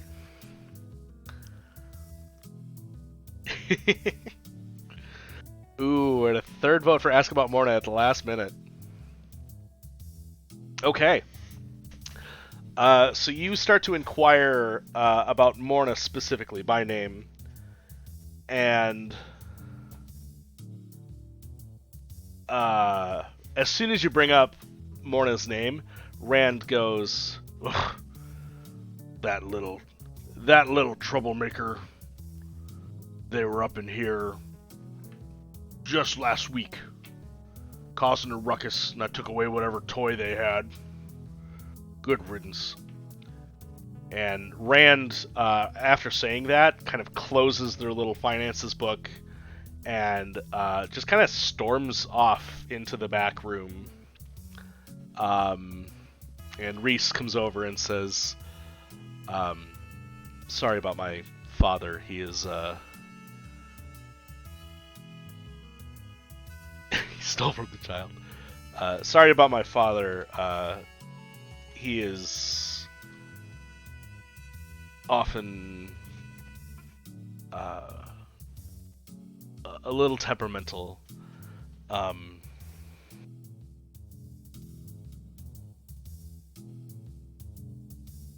Oops.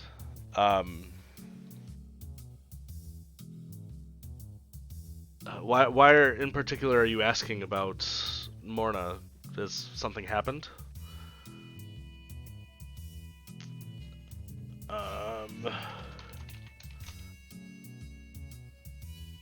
And then I think we're going to do another round of voting.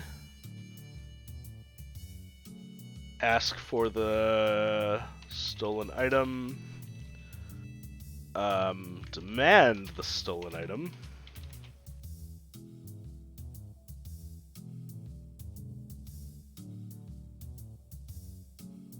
Try to sneak in the back and take it.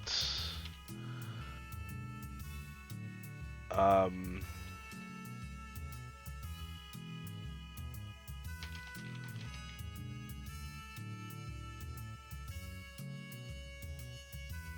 crowd control vote. Okay. We got another round of voting up next. I know it's a little long-winded sometimes, but...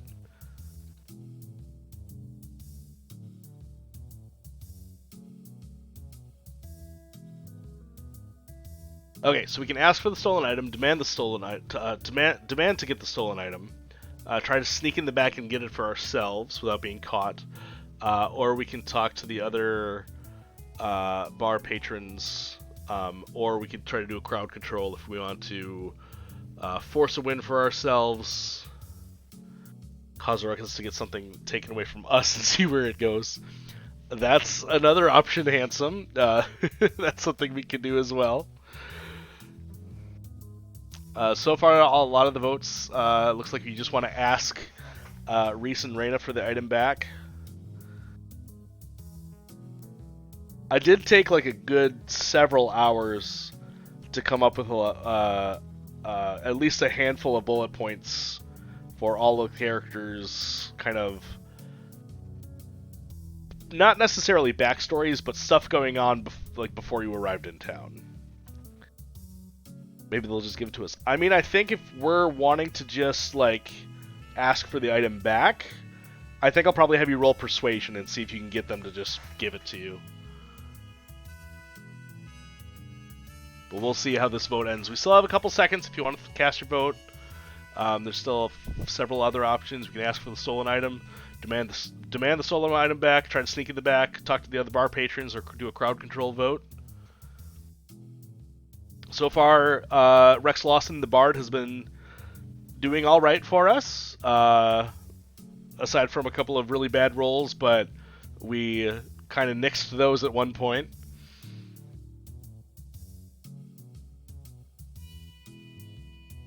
All right, looks like you want to ask for the stolen item, so we're going to roll. Unless anybody wants to, like, do inspiration or anything, let me know ahead of time. But we're going to do a... and keep in mind, we only have 2 initiative rolls per day. So if we want to use not initiative, inspiration rolls. If we want to use an inspiration roll because of our bardic inspiration, we can only activate that twice per day for 2 rolls. So if you want to use it now, you can, or if you want to save it for later, let me know. But I'm going to set up rolling a d20 and some persuasion, and Rex Lawson, he's going to get a +3 for his persuasion.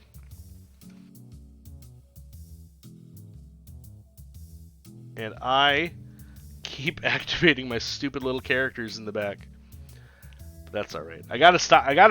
Well, what I need to do is either stop using my numpad when I type in these numbers, and start using my number row, or I need to get myself a Steam Deck or a Stream Deck and start using the Stream Deck to activate my hotkeys for my characters and whatnot.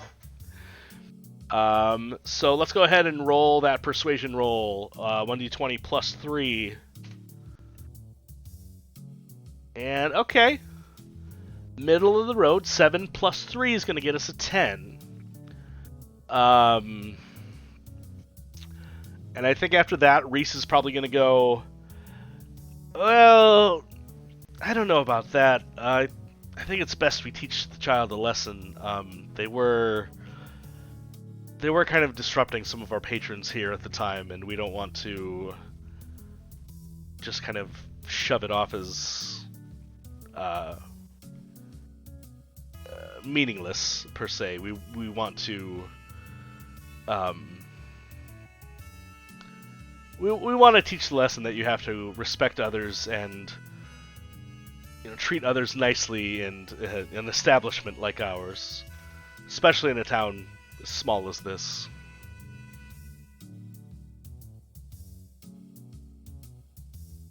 Which, in this moment, upon hearing in a town as small as this, I'm gonna have you roll a investigation roll, which I think Rex Lawson is going to have a +2 in. Because something has kind of caught your attention after saying small town like that. How dare discipline our child. So yeah, let's go ahead and roll that investigation check. D20 +2, 14. That's good enough. I'll say one thing you've kind of noticed at this point is earlier before when we were talking to Gelbert near the beginning. I'll bring him in really quick. Y'all remember Gelbert, right? You remember Gelbert? When we were talking to him at the beginning, he was saying that there was like 16-ish people in town. There's a lot more houses and residences in this town than there are for 16 people. Like, even if each person had their own house, there's still several houses to spare. That are clearly, like, residences and not used as, like, housing for travelers or whatnot. Not that anybody in town has really, like, said or mentioned that at all. But it's something that you're kind of, like, noticing at the moment. So they've chosen to not just give you the Morna's little toy thing. So how do we want to handle this next? Goblins. It's not always goblins handsome.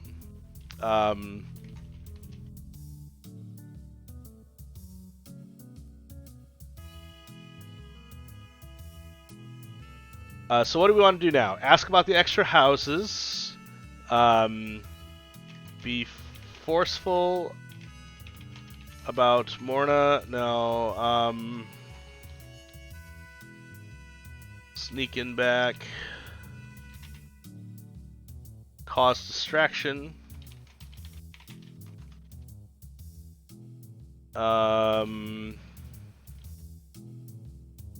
Ask other patrons or crowd control vote.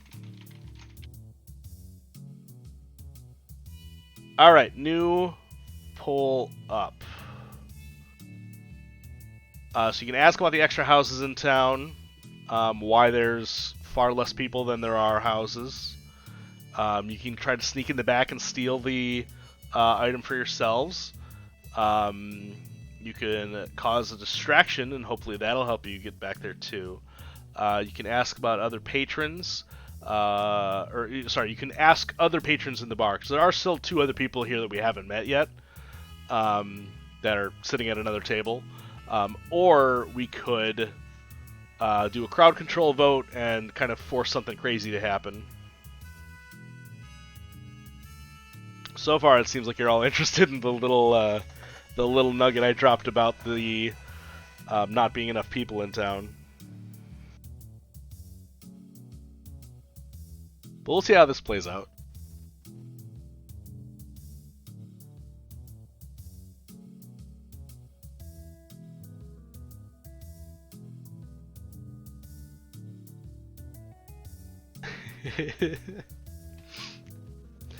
And I think in a few minutes we might take a short break too, if anybody needs to like get up and use the bathroom or go get some food or get some water or something. Nugget, I think you mean a live grenade. No, it's a nugget. It's one small thing. I haven't. There's far more going on here than I've let on.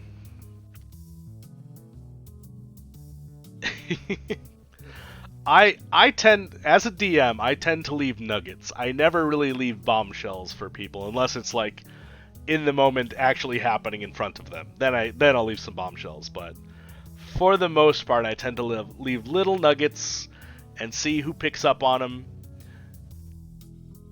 So it seems like you want to ask about the extra houses.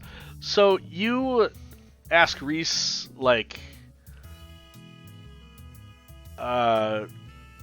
you say, like, oh, I heard that there were only like 16 or so people that lived in town, 15 or 16 that lived in town.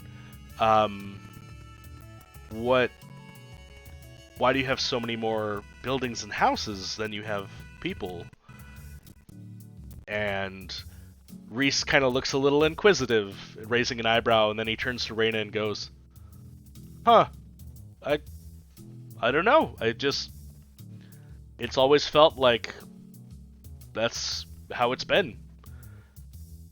I don't know. I don't really think about it that much. We have what we need, and I'm pretty sure it's just always been like that.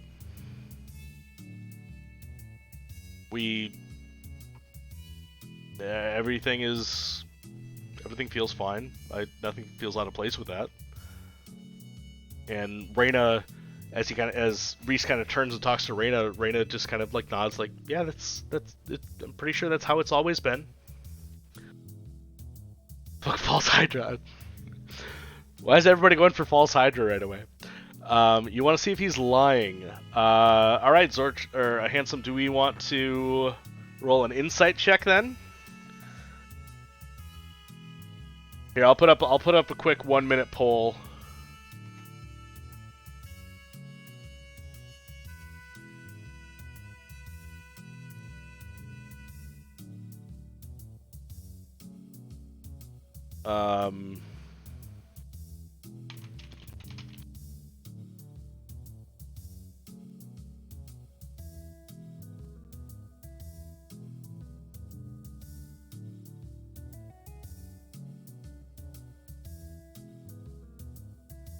Alright, I'm putting up a little 1-minute poll.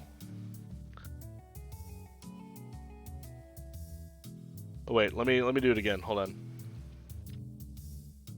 Let's try this poll again. New poll. Inquire. Insight check. Or they don't know anything.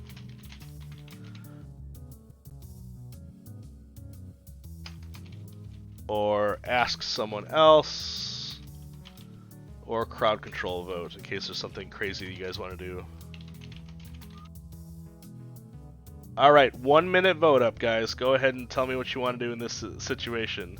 I feel like a lot of people want to go with insight. Insight this man's insight!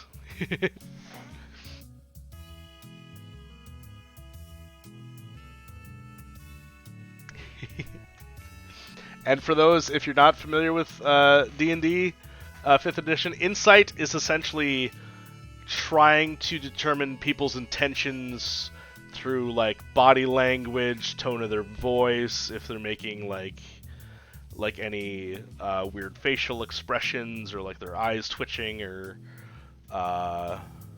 yeah, little things like that, to see if you can like tell if somebody's lying, or kind of feel up their intent,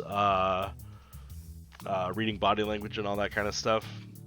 But it seems like a lot of people want to go with an insight check, so let me roll up 1d20. Insight is going to be a +2 for Rex Lawson. And unless anybody says otherwise, I'm just going to roll this a straight insight check. I will give you a few moments to get caught up in chat and whatnot.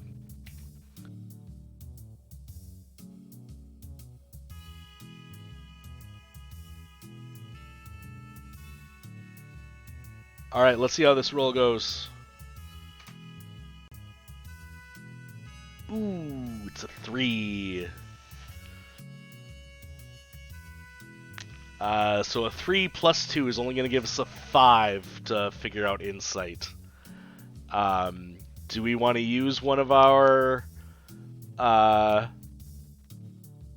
control rules, and we don't be rolling too hot tonight? I mean, it's roll 20 for us that's doing the bad. That's doing the bad for us at the moment. Do we want to use one of our crowd control rolls to have an opposite effect? Or force ourselves to get a critical 20?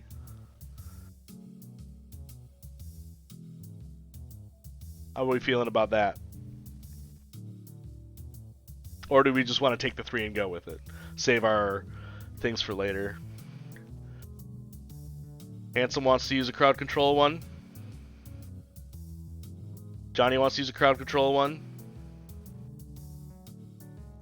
We do have, I believe, like 13 or 14 crowd control uses left. You do have a lot, yes. You have at least 13, if I remember correctly. I should probably put this text up somewhere so we remember this. I believe we have 14.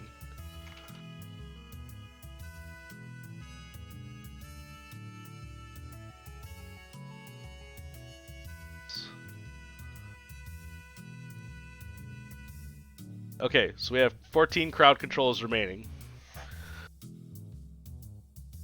Could burn one? Alright, let's burn one. We'll go down to 13. Oh, goodness, what did I do?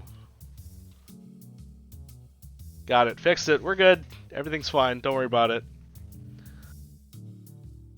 Alright, so we're going to burn one to essentially make this a good roll.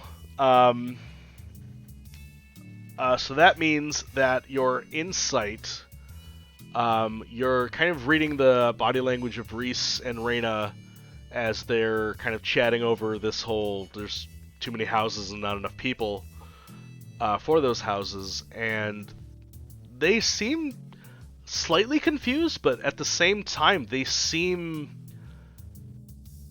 not determined, but content with the thought of, like, this is just the normal. Like, it's always been normal here to have this many people.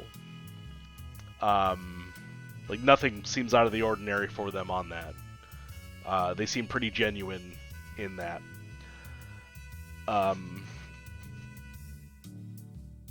So I think with that information, that little bombshell, quote-unquote, nugget, whatever you want to call it, I think we are going to take a quick little break.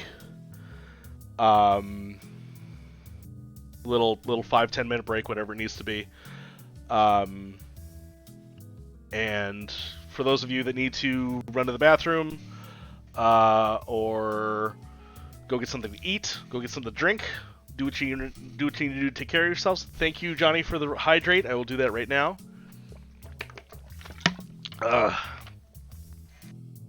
And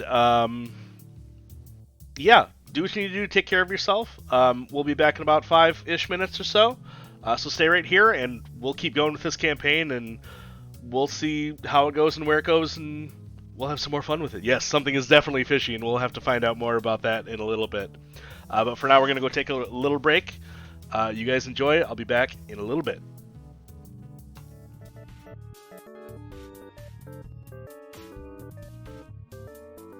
Is the room big enough now, Your Highness?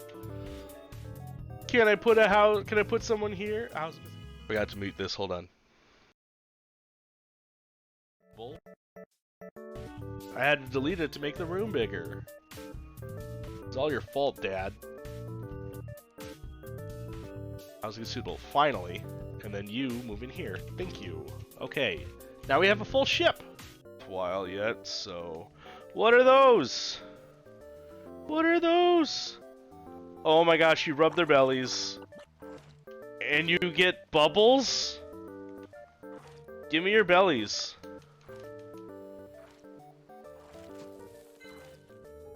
Hey, just do me a favor and give me your bellies. Can I have your bellies? Oh. He's gone. What about you? Belly time? Can I just give you a little belly rub, guy? Just a little belly rub? Oh! These were the things that were swimming. Oh, belly rub time! Rub, rub, rub, rub, rub.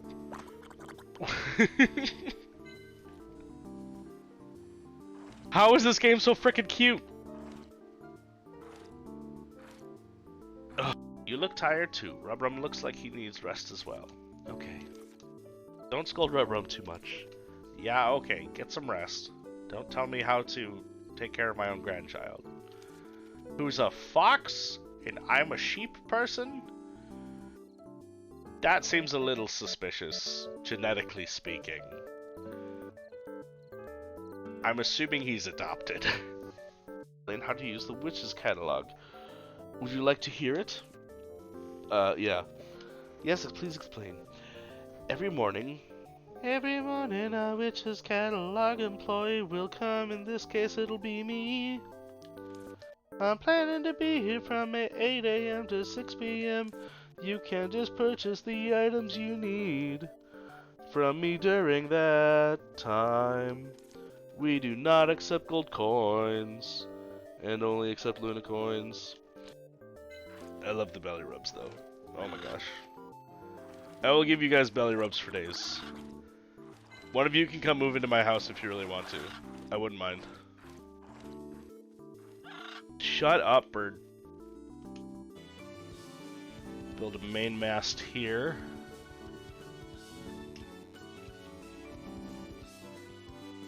And then we'll build a smaller mast here. Listen, I'm not a ship guy. I've never learned how to build ships before. I'm learning it now. Yeah, if it sinks, it sinks.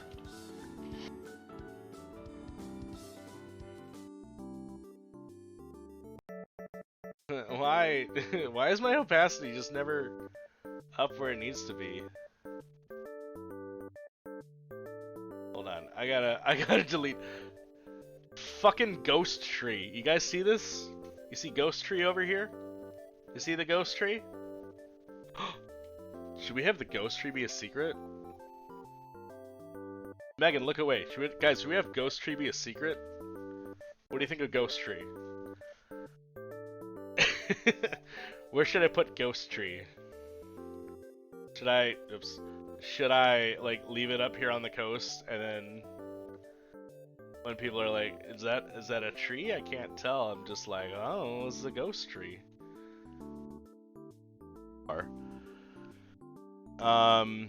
So let's go back to grass for now, and let's keep searching textures just for something that...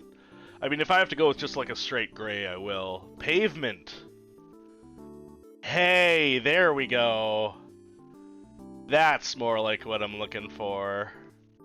That looks great. I don't know if you guys can see it super well, but... it looks like a lot of different kind of colored brick and stuff on my screen, and I think that's gonna work out just fine.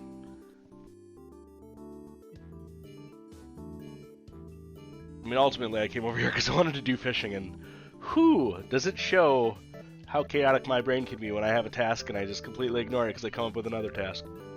Just in time, glad I didn't sleep in. Alright, sprint back to the train. Oh my gosh, little bunnies. I need to draw them. Oh, I can pick it up. Oh, I get fur from it?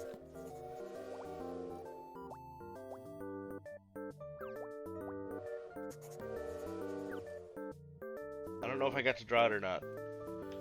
Oh my gosh, I love those little things. Oh good, a flare gun. So helpful. So helpful is the flare gun.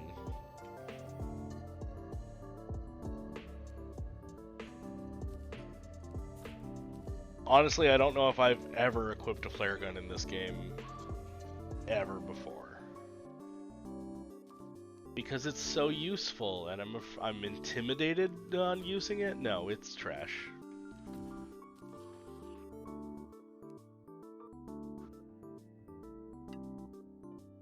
I'm here, I have the things that you want. Welcome. Need anything? I need to talk about this. Tomorrow is the delivery potion deadline. Press and hold to deliver. Bada boom! Money, money, money! Money! I'll ask you again. Do you need anything? All right, we're back, everyone. Thanks for sticking in there. I hope you took care of yourselves. Got something to eat, got something to drink, went to the bathroom. Whatever you got to do, I got myself a new refreshing beverage.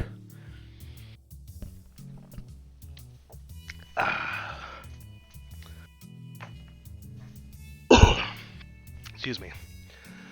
All right, let's get back into this. Something is definitely fishing. Something is up. There's a lot of houses in this town, but not nearly as many people. We've been speaking with Reese and Reyna about this issue, but they don't really seem to think anything is out of place. This seems quite normal for them in town, or at least it feels that way for them. We were also given us this little side quest from Morna, a kid that we met in town, and they want us to recover something that was confiscated from them here at the tavern. A little gadget of sorts that they believe to be somewhere in the back of the tavern. We have a couple other people here in the bar that we haven't met. There's 2 people we haven't met in the bar yet that are sitting over at another table.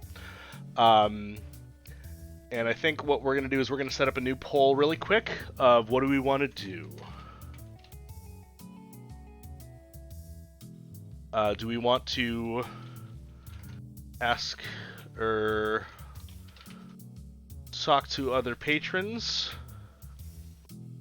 The gadget was made of metal, right? Time to burn down the tavern. Oh, Johnny.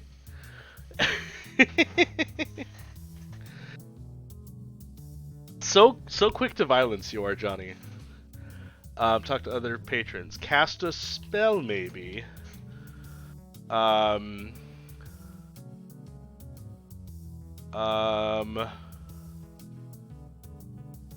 Try to persuade. Try to persuade them. You practice, yes. Talk to the patrons, cast a spell, try to persuade them. Crowd. Control vote. Or leave tavern. Alright, you got 2 minutes. New poll is up. How do you guys want to handle this now? You can talk to the other patrons here at the bar. There's a table of 2 people we haven't met yet. We could try to cast a spell. Maybe we could do a minor illusion or a charm person to help us out of this situation. We also have access to dissonant whispers and calm emotions. I don't know if calm emotions seems necessary at this point. Or we could try to persuade them into giving us the toy. It didn't quite work last time, but maybe it'll work if we try it again.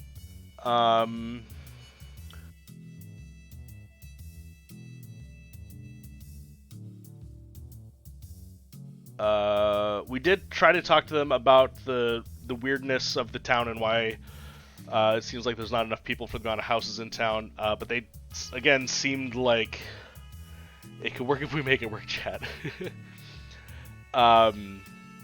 It seemed like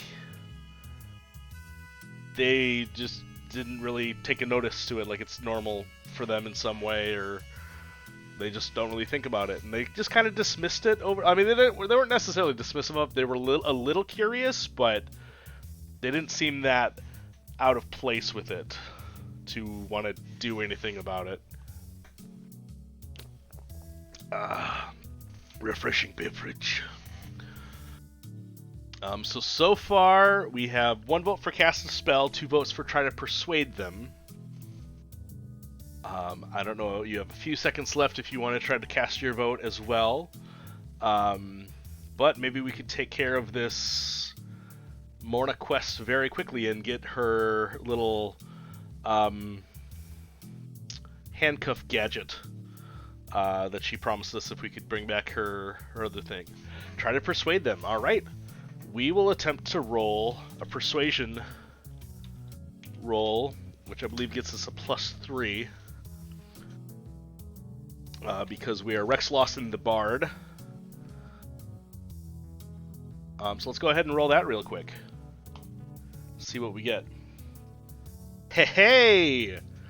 19 plus 3 is a 22. Very good roll. You look at Reese and Reyna, and you just kind of go, hey, come on. Come on. Come on. Come on. And Reese just kind of like looks at Reyna, shrugs, and goes, all right. I think it's been a week. I think the kids learned their lesson at this point. And Reese walks in the back. You hear a little bit of like some soft shouting between Reese and his father, Rand. And then Reese comes out with the toy. He kind of huffs a little bit, just. And then he comes up to you and says, here you go. Just tell Morna not to get in any more trouble, okay?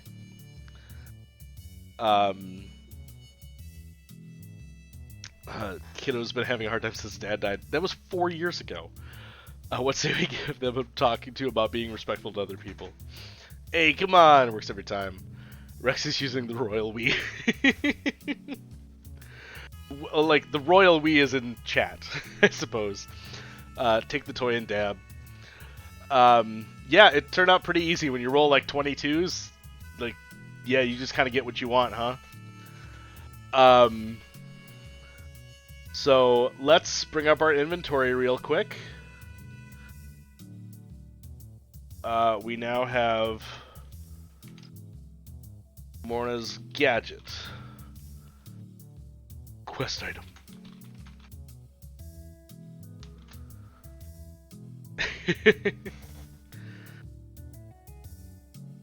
Never punished.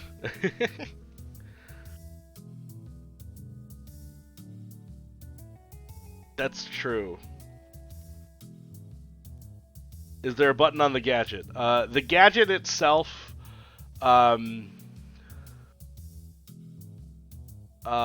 appears to be like almost a nest for this bird-like mechanical device to sit in and like roost.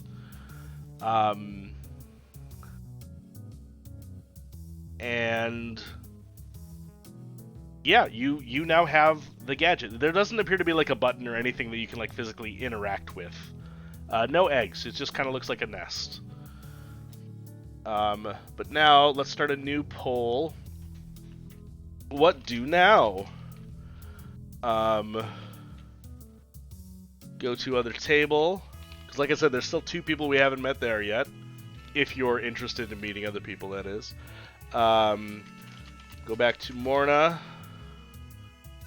Go to Wizard Tower. Go to Town Square.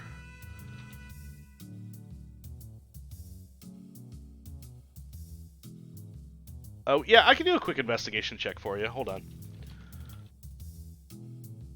Let's see if you learn anything. Investigation, I'm going to give you a +1. That is a 4 + 1. So a 5. So you're not really able to figure out much of this gadget. It kind of seems... It seems like Morna kind of beat you out again and is a little bit smarter than you to be able to pull this off. Or to be able to make something. Go to Town Square? Yeah, buy a drink.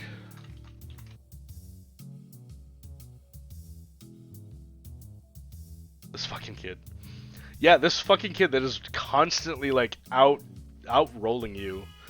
Like, outrolling you with, strength, with smarts. I feel like Morna had a really good, like, stat roll upon the creation of Morna's character. Which, to be fair, I don't have stats for Morna.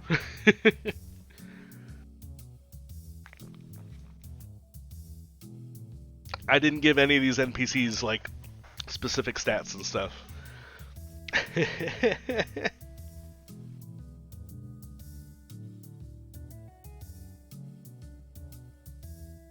Looks like a couple of us want to buy a drink. Smarter, stronger, and can't be persuaded. We need her in our party. We'll see. Like I said, I don't have stats for Morna at the moment, but we might be able to get like a temporary party member if we can come up with a good reason to persuade Morna to come with us for a short amount of time. Because I don't think Morna wants to leave the town for any reason. I mean, Morna's mother's here. So it looks like 2 votes want to buy a drink, 3 votes want to buy a drink. What do we want to do after we buy the drink then? I'll let us do anything else if we want to vote for that as well.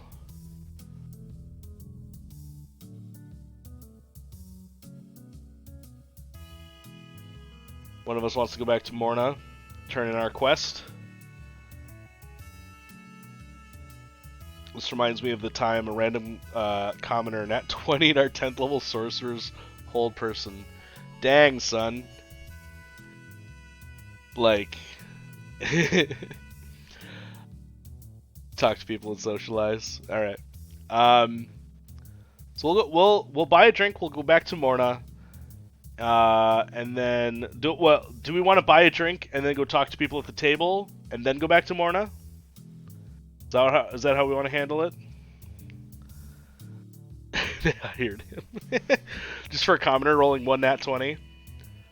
Beth Kage, thank you for the subscription. Alright, hold on, guys. Hold on. We gotta up it now. We're at 14 crowd control rolls remaining. We might have to, like, do another session of this at another date. So that we can actually use up all of these crowd control rolls. Buy a drink and then talk to people? Okay.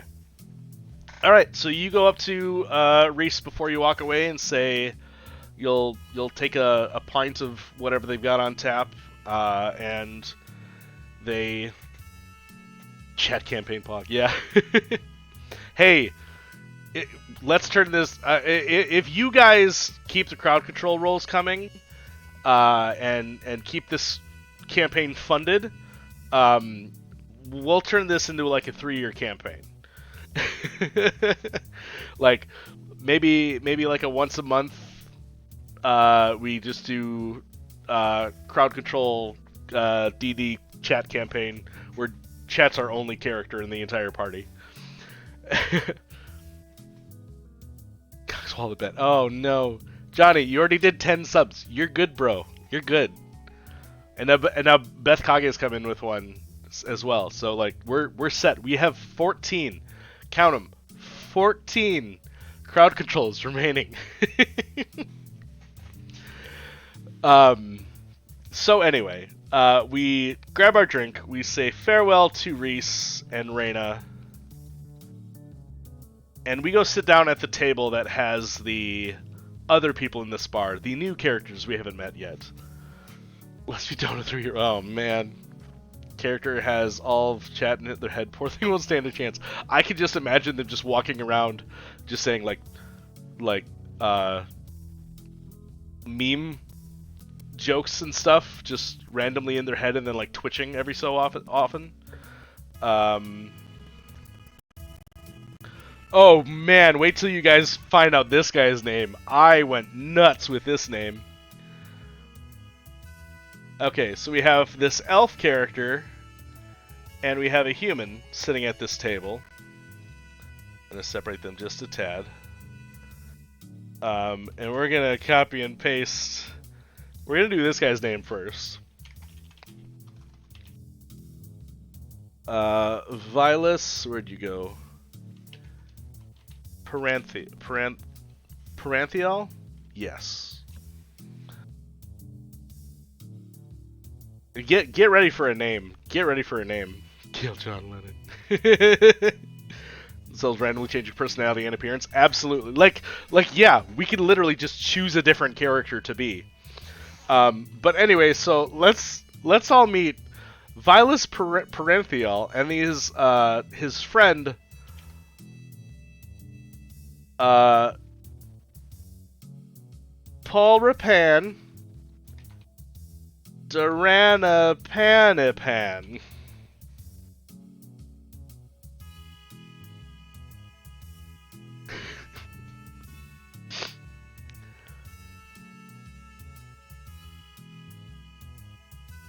So Paul Rapan Durana. That's how I'm saying that the name is pronounced.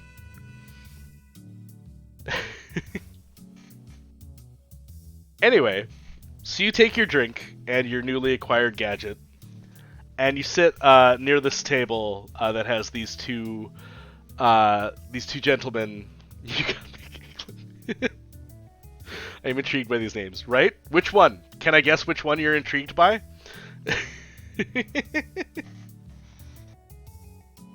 So you come to this table near these gentlemen. Those are names. What? He's a member of the very famous Duranapanapans. It wasn't like 2 o'clock in the morning when I was making up this name. Don't worry about it.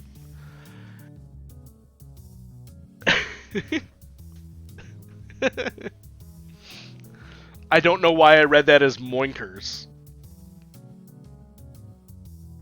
I literally read that as moinkers.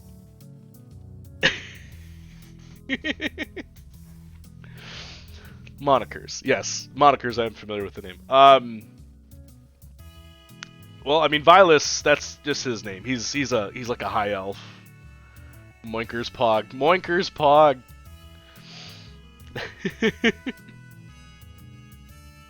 It's for those folks that got early on this like 4-year chat campaign. That might not happen. I don't know, guys. We'll see. I got other things to do. We might come back to this at some point. We'll see. Add quote function. I think I have under the stream. I have a sound alerts thing that you can do text to speech for bits, I believe. But I think you have to scroll down to get to the what's the word? The extension or whatever it is for sound alerts. Not in the channel points. This will be in the underneath the stream. It'll have an extension for sound alerts, and I think at the bottom of that there's a button for text to speech that I put in. Oh boy, Johnny. I have like a 45-second cooldown on that one though, so use it sparingly. It's just gonna be the whole rest of the stream is every 45 seconds. Moinkers. Moinkers. Moinkers.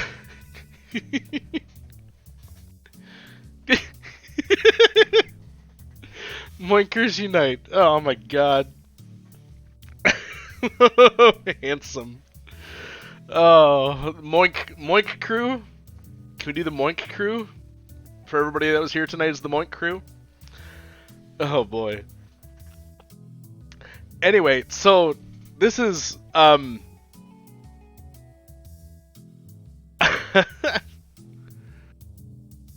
don't know if anybody's seen this before, but there is a D&D stream I stumbled upon a while ago. I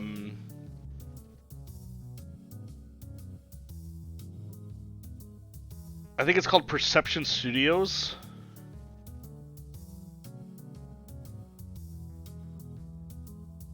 Yeah, Perception Studio. Perception Studio is this Twitch stream I came across where they were doing like D&D, but half the players were puppets, or they referred to them as felted friends.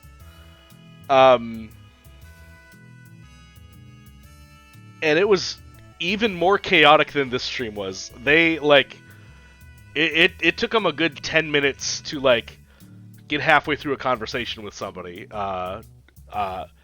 Like, but in a good way. Like, it's super chaotic, but it's so crazy and a lot of fun. You've seen clips of that, Johnny? It's so good. I was laughing my ass off. It was really, really good. I was here, chat. OG Moinkers. Moink gang, Moink crew, whatever you want to call us. Anyway, what was that Alta quote?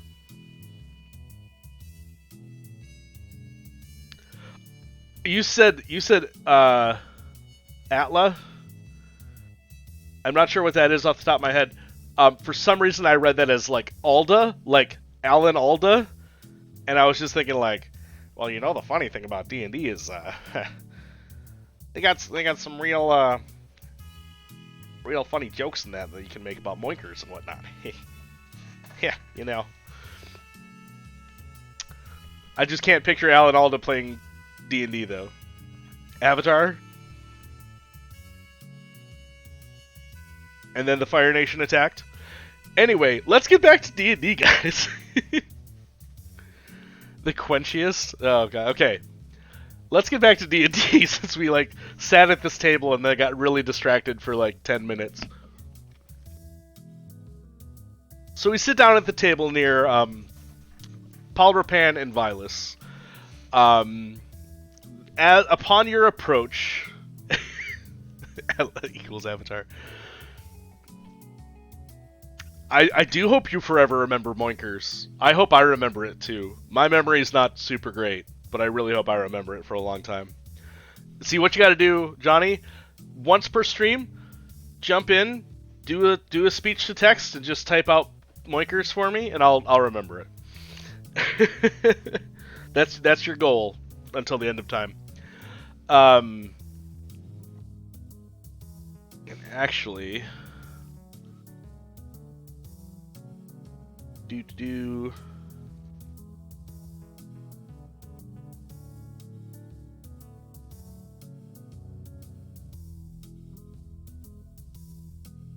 you'll put it in your will.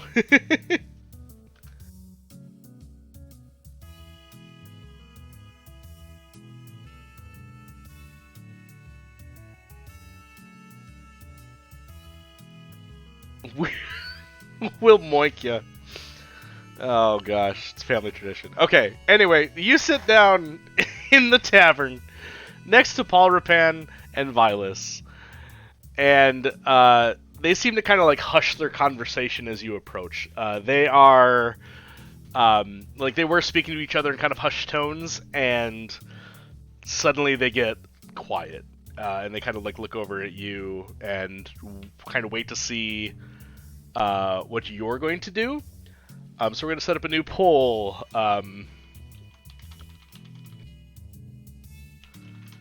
Sitting at table, what do you do? Say hello! Introduce yourself.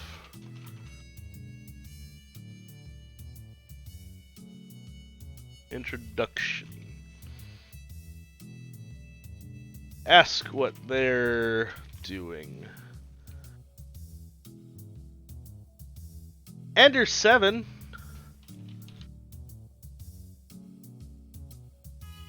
Welcome in. We have even more subs. Oh my gosh. Hold on. I have to adjust this. So we got 2 gift subs. So now we're up to 16 crowd control roles that remain. I think we might have to turn this into a longer campaign if this is how it's gonna go.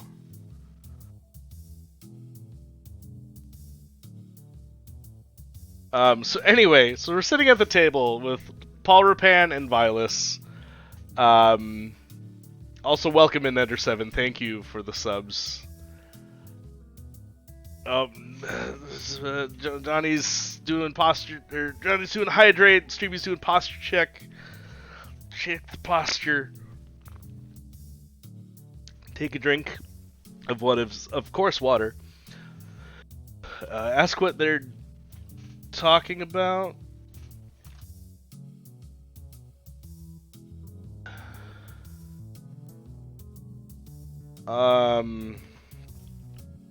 Be rude.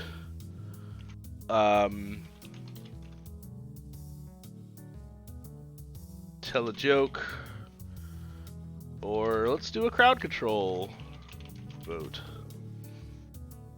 Excuse me. Okay. New voting is up. Also, thank you for being here, Ender7. Thank you for the subs. I appreciate you. Did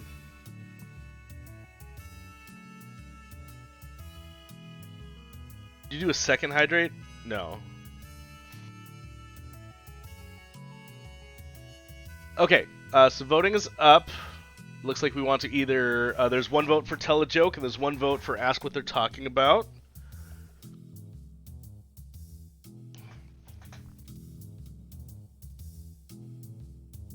I tell you, I didn't realize how crazy and fun this night was going to be. I was like, I'm going to be overwhelmed with having to do all this, like, prep, and I can only drink so much. We're going to have to take another break if you keep this one up, Johnny. What's a cooldown?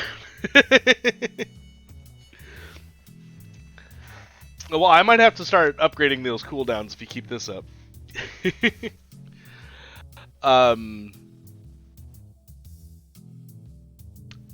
So yeah, so like, and the crazy thing is like, if I turn this into a longer... Oh, Ender, okay. Another hydrate. The crazy thing is like, trying to think of this in the long term. If we turn this into a...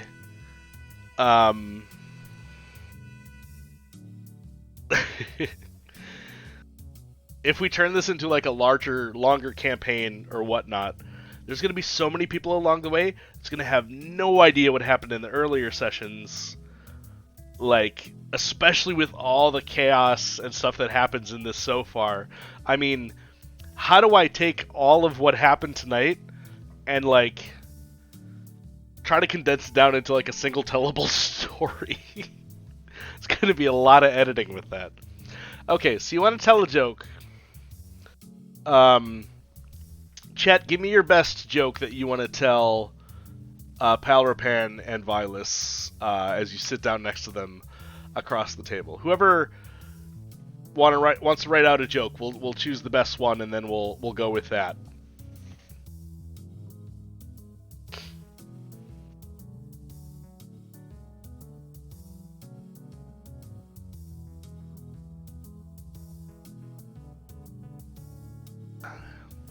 Somebody give me a joke. Any joke. Something you tell to somebody at a bar.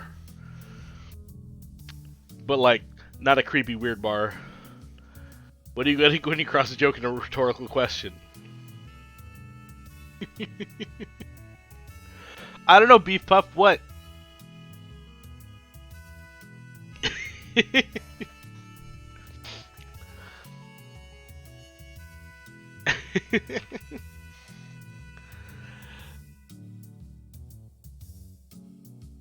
Alright, so you sit down across from Vilas Palrapan, they stop talking, they kind of like look over at you and are eyeing you up a little bit.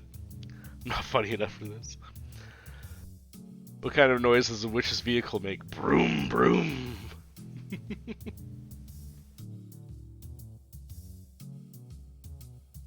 Alright, so I think how we're gonna handle this, we have a couple of jokes here.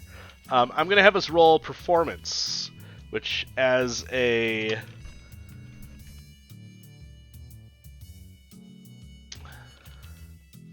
eyeing us up, I mean kind of like scoping you out, like trying to see if you're like threatening by any means or whatnot. I'm gonna say your performance roll is going to be a +4 because of your bardishness. So let's roll a performance check on this joke you're trying to tell these boys. We are a bard, chat, yes. You are the equivalent if like 10 bards were like all like talking to each other and like formed into like one being. That's what Rex Lawson would be at the moment. So we have a 10 plus 4, 14. So your joke plays off pretty good. They actually have a decent chuckle. Let's auto crit. Priest a rabbit and a bard walk into a tavern. Now we just need a tank. Well, here's the thing, Ender 7. You can use one of your crowd control rolls, these things right here, to do any of the affiliate celebration rules over on the side here. If you want to change your character, we have three other characters that you can potentially change into. So if at any point you want to stop being Rex Lawson and be somebody else, we just have to do one of those rolls, and we have a lot left, so we can change a bunch of times. You can't summon an M1A. No, it says large creature. You can summon a large creature. That's like a bear or something. Or it could be something else. But, like, tanks are... Gosh. Anyway. Back to it. Paul Rapan and Vilas, they laugh at your joke a little bit, and then Paul Rapan kind of like coughs a little bit, and they kind of ask you.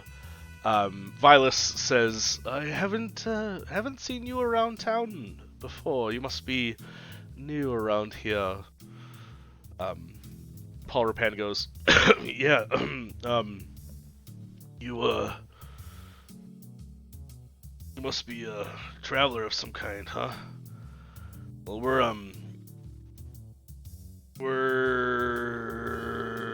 and then he looks at Milas, and Milas goes, business partners. We are doing some investing, and, I don't suppose you have any eye for that, do you? And we're going to start a new poll. Are you an investor? And we're going to be like, and the answers are going to be, no, I don't have money. This seems like a scam. Pretend you have money.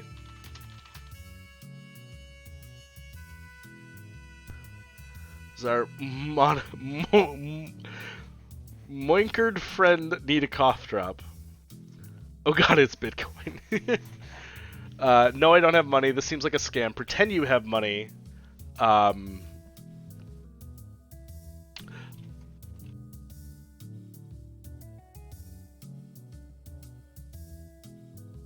Crowd control vote, or leave the conversation. Alright, new poll is up. Go ahead and vote on what you guys want to do next. Moinkies, I think you're right, Handsome. Moinkies, is that like Jinkies? Let's summon a bear. I mean, if you want to just summon a bear right here in the middle of the tavern, you could. I'm not going to stop you. I don't know what the point of it would be, as you're not in combat at the moment or anything. But you could just summon a bear if you wish.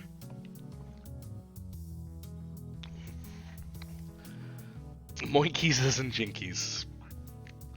Have you heard of NFTs?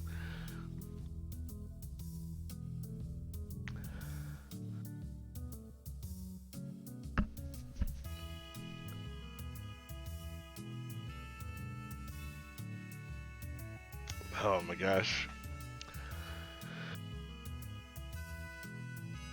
So we have 2 votes on this seems like a scam. We have 1 vote on pretend you have money. If we have a bear, do we get advantage on persuasion? You get advantage on intimidation, probably. I don't know about persuasion. I don't know how persuasive a bear is going to be. Unless the bear has a hat.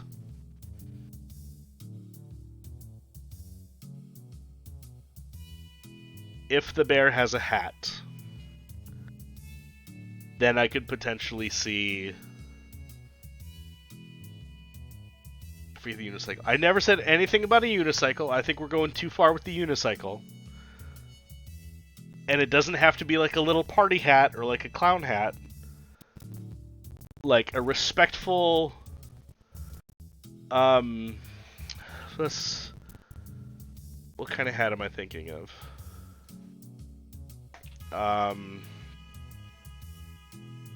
It's the type of hat that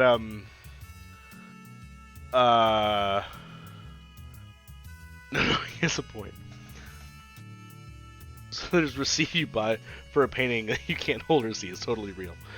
No, the hat it's the type of hat that Piper wears in Fallout 4.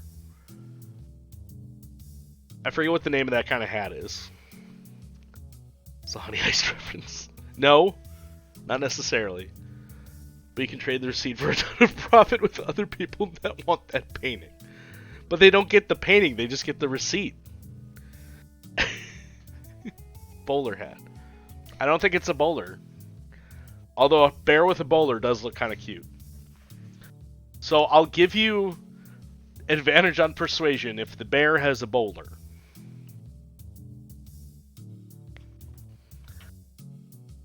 But only if the bear has a bowler. Otherwise, you're only going to get an advantage on intimidation. Balderdash.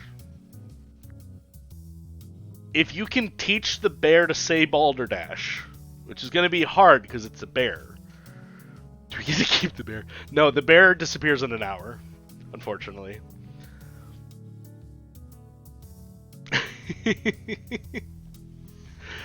Alright, back to it. You guys voted on this seems like a scam. In which case, Vilas goes, no, we would never do anything so... what's the word I'm looking for? Indistinguished. We are simply investors in something that's easy to handle. Sorry, Beef Puff. Nightbot, I'm gonna have to calm Nightbot down a bit.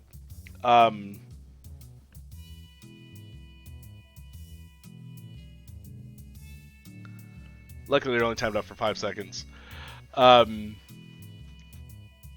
So Paul Rapan says, "Yeah, it's just we invest in a brewing company that brews healing potions. Everybody needs healing potions at some point or another, so we thought, why not invest on the ground floor and try to get some,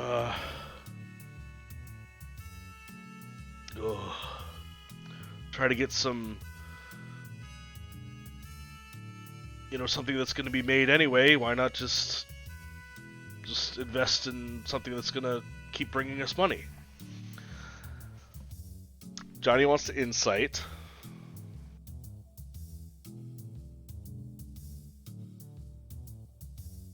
People are totally trustworthy. Let's buy in.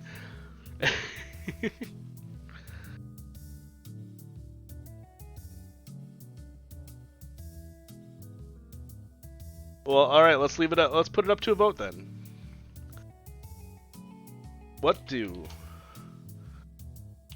Insight check.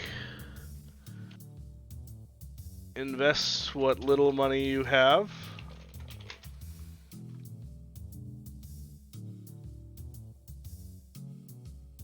Invest all your money.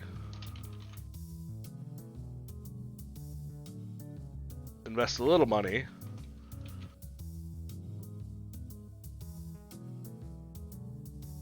Call their bluff.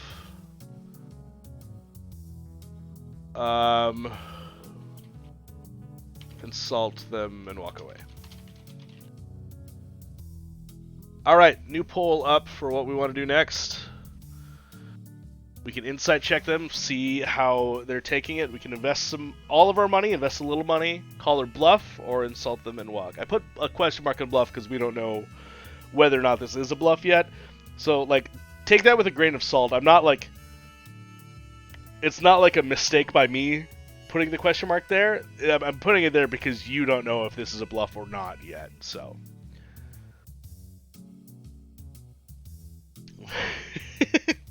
So we have 2 votes on invest all your money. We have 1 on do an insight check. I didn't say anything. Some sense, Houston. I'm all in. Profit. Oh gosh. You guys are too much. So far we have 3 votes on invest all of your money.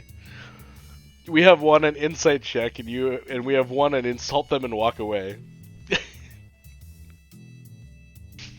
Step number 1, invest all of our money. Step number 2, question mark. Step number 3, profit.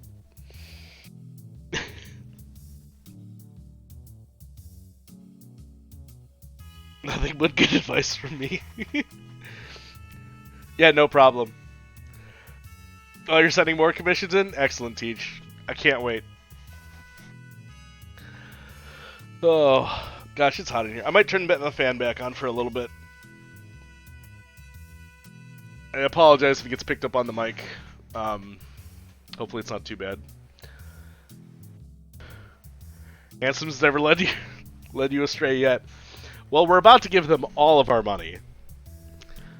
Because that's the way that chat is voting tonight. Fan ASMR Pog. You're welcome. The Moinkers fan, yeah. Hey, you don't have to answer what genre, just get like... Give me a song that's like kind of in the style of what you're looking for. Like just kind of a reference thing of some kind. Anyway, so you've chosen to invest all of your money. You look both of these gentlemen in the eyes, reach into your bag, and you pull out 35 gold. This is your entire life savings. You've taken it with you on your journey. You have no other money to your name. And you push it across the table and just say, I'm in.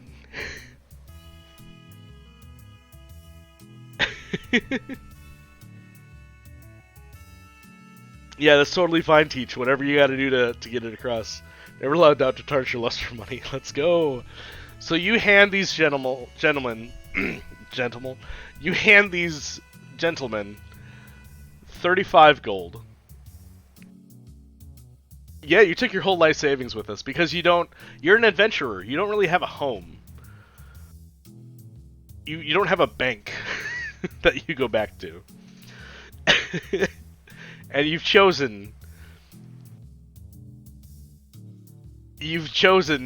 to give your entire life savings over to Palrapan, Duranapanapan, and Vilas Parenthal. And they just kind of look at each other and then look at you and go, my goodness, incredible book music. My goodness, I'm delighted to see that you're taking an interest in this investment opportunity. And Paul Repent goes, wow, it just happened so fast. Now we profit. We wait for the money to flow in. We wait in this tavern for however X amount of days until that money comes back in, right? Just all you have to do is we're doing the Elder Scrolls wait, and then keep bumping it up to max wait time. Wait the 7 days or whatever. It's only uphill for me. They go on to invent D&D crypto. It's called Dragon Coin. So they say, we will take your investment, and we have about 4 days until the next bottling process goes through at the brewing company. by then we should have it's still stored on the spell chain. By then we should have a sizable return for you. If you can still be here in 3 or 4 days or so. Drogon coin. Yes, we certainly would. We appreciate that. Please, strange traveler, let us buy you a drink to celebrate this momentous occasion. Please sit and stay and speak with us and share in this merriment that we're all having. And then I'm going to have you roll a perception check to see if you notice something. Gonna give you a +1 on that roll.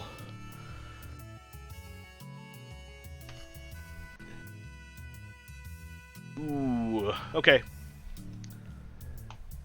You don't notice anything out of the ordinary. Inspiration? Okay, I'll let you have it. So we'll add a D1. Sorry, a D4. Yes, I will let you do inspiration. We haven't done Chat Let's Crit. We could do that too. We wouldn't have to use our inspiration if we decided to use one of our crowd control rolls. We have 16 left, by the way, and we can crit this roll if we want to. Our perception check. All right, we got 2 votes for crit. Anybody else want to chime in? Otherwise, I'll take us from 16 down to 15.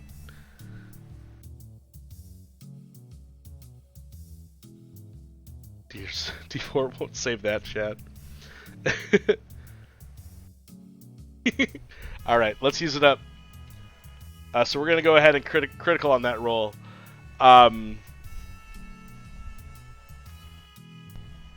Teach, you've used Roll20 before. Is there a way to, like... Can we vote to crit all of our rolls? I mean, you only have 15 crowd control rolls left. Teach, with Roll20, is there a way to, like, force a dice to roll a certain thing? Like, can I say, make this roll be this? I think just having, like, the visual of it roll a 20 would be satisfying. I don't know if there's a way to actually do that. Crit! I was looking on something else, like, when I was trying to come up with this, I was trying to see if there was, like a dice roller I could put in OBS or with like Twitch or something. Use physical dice? Yeah. D whatever +20? Yeah, sure, let's do that. I just wanted to see the 20, but we'll try it.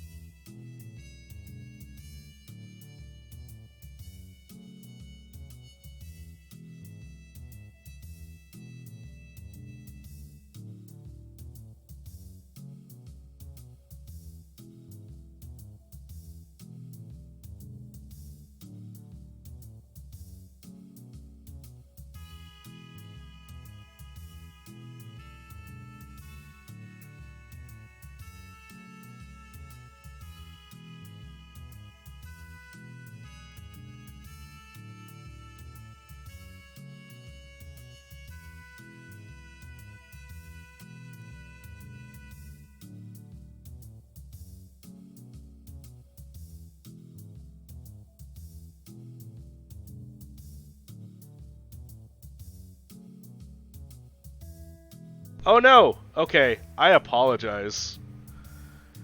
I had my mic muted for some reason. Oh, probably because I accidentally used my numpad again.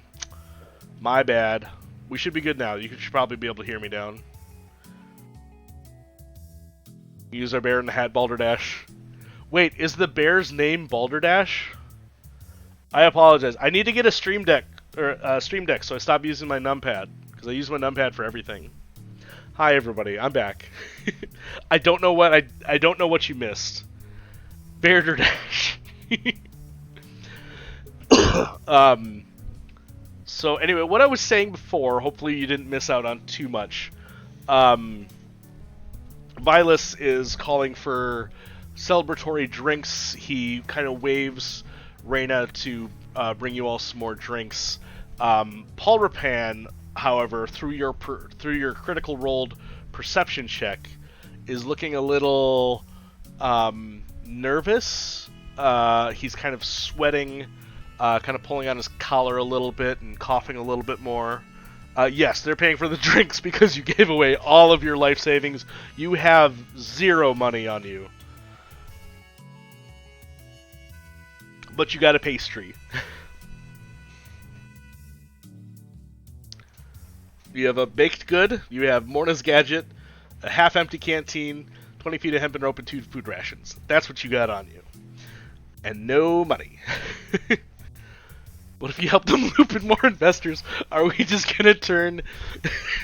Is this gonna become Fantasy Crypto Coin Tycoon or something? But you got a pastry. Absolutely. Balderdash, if these guys screw us over, you need to Balder slash. Why does he sound like a Pokemon now?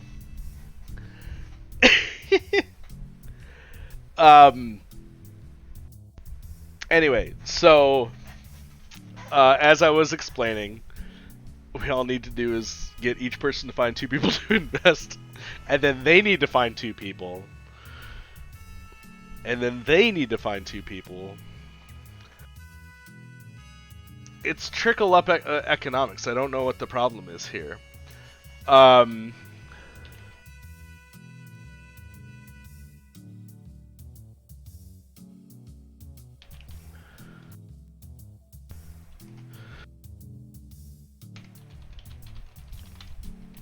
Alright, so the next vote's going to be, what do you want to do now? Do you want to investigate Paul Rapan's nervousness? Do you want to celebrate with drinks?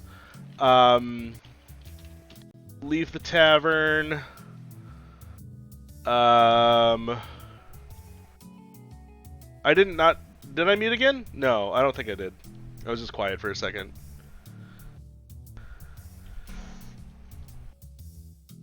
Triangle store would afford them.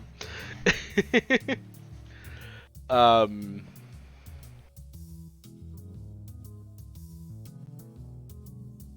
I totally lost my train of thought too.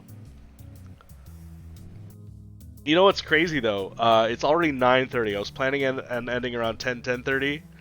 But at the rate that we're going, I think we might have to stretch this out into a second session.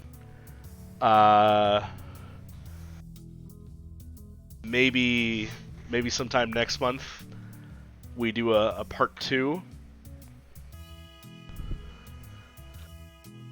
Hydrate. Okay, sorry, I'm trying to remember what I wanted to put for all the options. Investigate Paul Rapan's nervousness, celebrate with drinks, leave the tavern,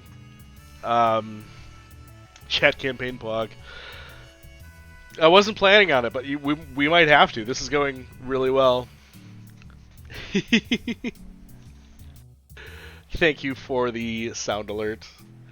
So investigate nervousness, celebrate with drinks, leave the tavern. Ooh. Steal the money back. Or crowd control vote. Okay. New polls up on what we all want to do next, guys. Friends. We can investigate Polypan's nervousness. We can celebrate with drinks. We can leave the tavern. We can steal the money back, which I think could be kind of fun. Or we can do a crowd control vote and turn one of these guys into like a toad or dragon, or we could critically succeed on something else. Or we could cast a powerful spell, turn into a different character. We could get a magical upgrade for our walking cane weapon.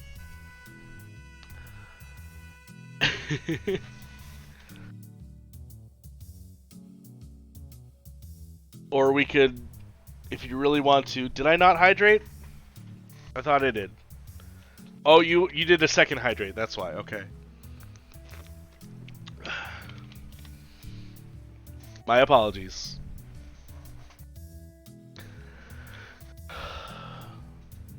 So far it seems like we are tied. We're like 6. Okay, fine. I'll do one big gulp for all of it. How about that?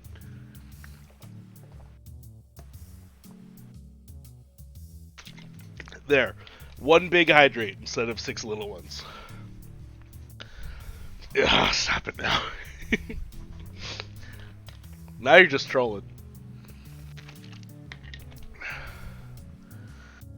Okay. So we're tied on the vote of investigate Polypan's nervousness or do a crowd control vote.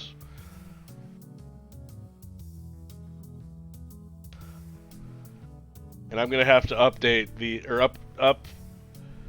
I'm going to have to up the cooldown of the hydrates and whatnot for next time. Okay, looks like we got 3 votes for crowd control vote. Will number 1 to be streaming. Hydrate cooldowns. Yep, I agree. I agree. This is my first time this is my first stream that I've got channel point redeems, so it's a learning process. New poll.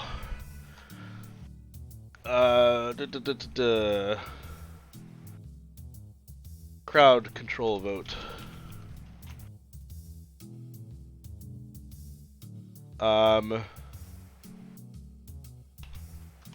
Change the situation. Polymorph someone. Summon large creature.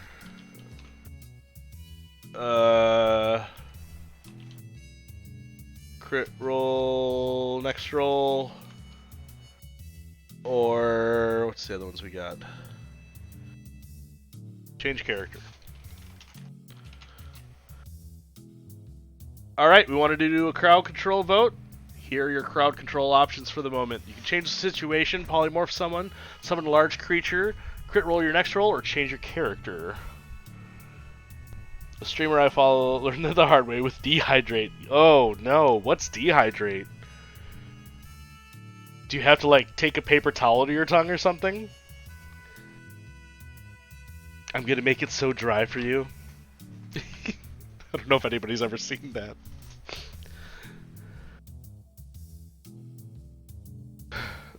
Eat sand, no. Cinnamon? We have 1 vote for summon large creature. It was wine. Oh no, like dry wine? Oh. There was some wine from my brother-in-law's wedding that we went to, and it was the driest wine. It was super, super dry. Not fun. Alright, so it looks like we're tied on polymorph someone and summon a large creature. I don't know why you want to polymorph someone. But you're more than welcome to. It's your guys' crowd control rolls. Speaking of which, we are using a crowd control roll. I need to bring us down to 14 instead of 15.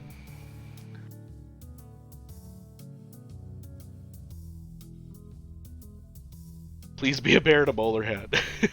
I tell you what, if you do end up summoning a large creature, I will roll for it. But it looks like right now we have 4 votes for polymorph someone.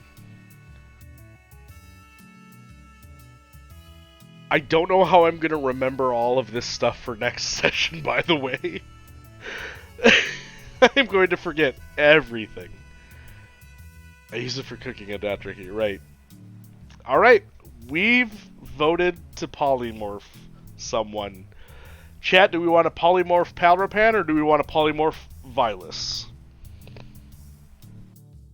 Yeah, the VOD can help, but I'm still not going to remember everything. I'm going to have to rewatch this VOD like 3 times and take diligent notes to remember all of what happened, which honestly isn't much. We've gotten so distracted. We've gotten into this town. We talked to like 2 people before we went into the bakery, and then we went to the blacksmith junkyard, and then we came to the tavern. That's all we've done so far. We haven't been in combat at all yet.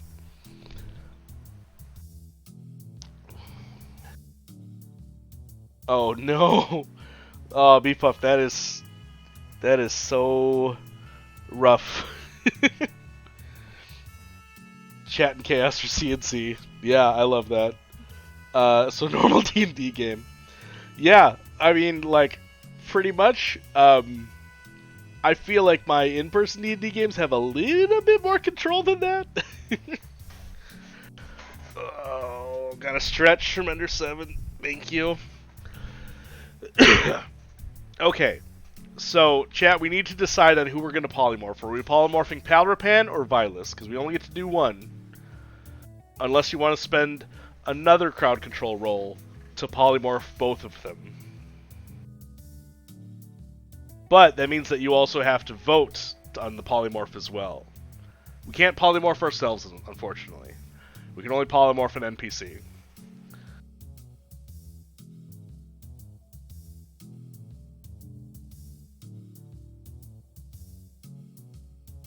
I'll put up another quick vote. Rigged. I mean, it's in the rules. Rules says NPC morphs into a different character.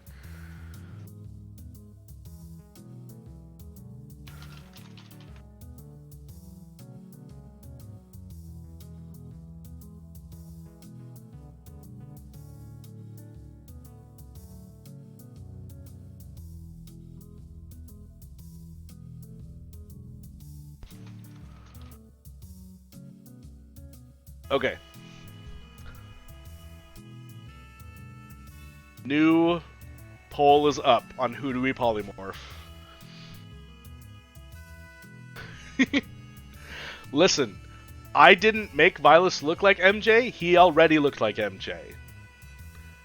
I use a face character generator thing to create like 500 different random faces, and then I chose 20 out of those 500 to use for this game. Alex nervous, let's morph him.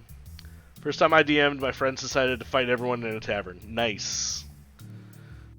Wait, we could turn them into a bear with a bowler hat. You might. I'm not saying that you could necessarily do it for sure. I am going to roll my own dice to see what you end up turning whoever we vote for into someone. I put Reyna on there because Reyna was like taking your drinks and stuff. So maybe like as Reyna's walking up to the table, dropping the drinks off, potentially Reyna could be transformed. Steal from and destroy a casino. They spent 3 real hours planning it while I sat and plotted. It was great. In my previous campaign, we had a heist session that was like session number 4 or 5, I think, where there was like a royal airship, and there was like a giant gemstone on the airship that we needed to steal. I think it was called like the Eye of the Dragon or something. And so we needed to sneak onto this airship to steal this somehow from the royal guards and whatnot. And our Dragonborn ended up essentially just having like a just like what's the word? our Dragonborn... Oh no. So trying to sneak into the airship, our Dragonborn went up to each guard individually and seduced each of them to sneak our way onto the ship. The crazy thing was she was successful in every single seducing.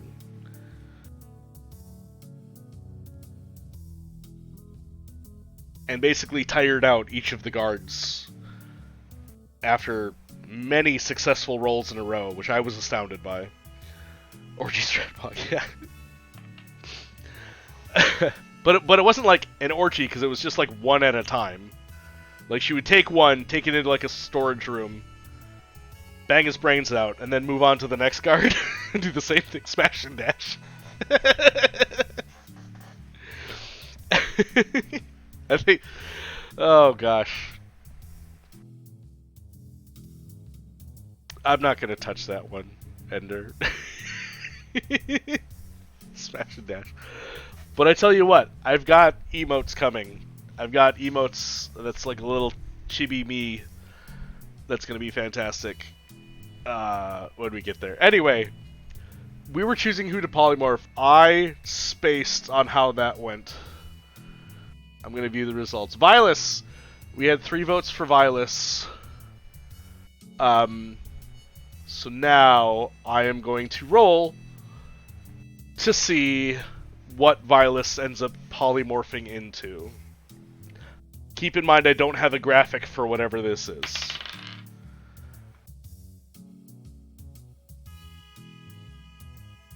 Okay.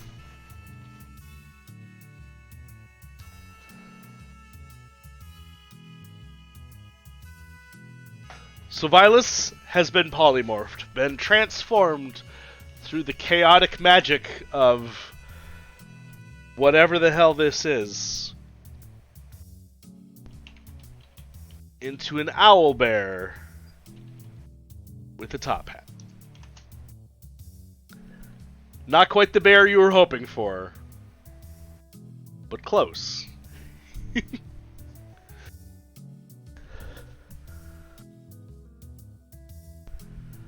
Oh gosh. Close enough. You have an owl. Vilas is now an owlbear with the top hat.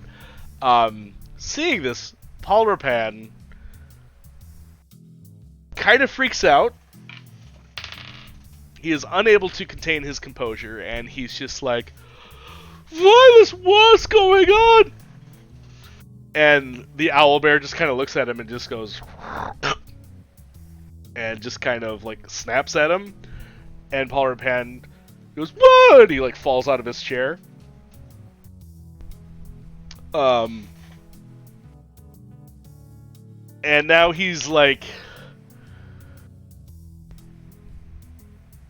he looks at you, and for a second he thinks, like, what did you do to my friend? But then he also like stops, and he like looks down at his own hands, and then like looks at his coat pocket, and he goes, oh no, what have we done?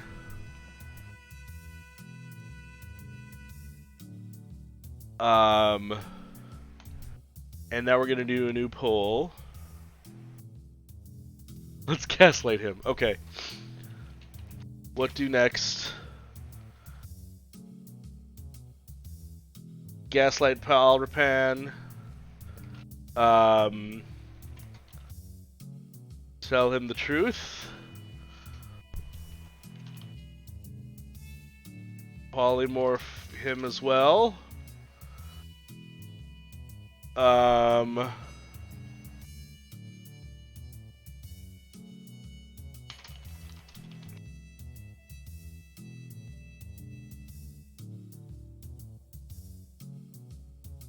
Alright, new poll up on what we want to do next. The options are gaslight Palmerpan, tell him the truth, polymorph him as well, steal the money and run, or just walk away.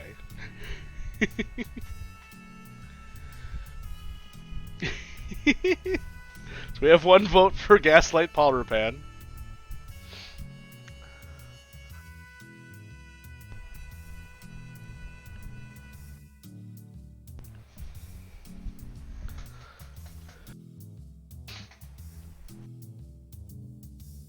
I mean, he didn't do it. You guys are the ones that polymorphed him. That's absolutely what happened.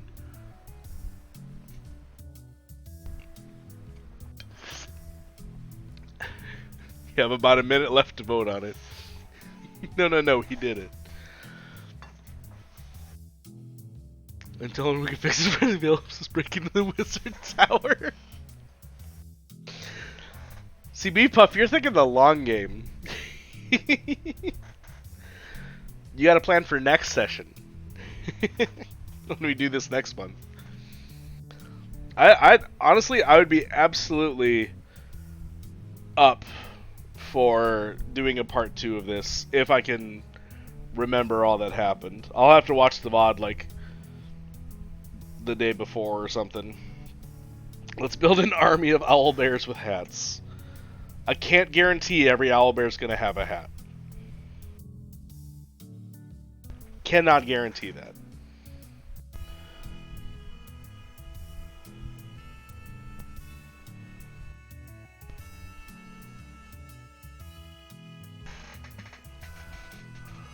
We can buy them hats. That's a good point. You can buy them hats.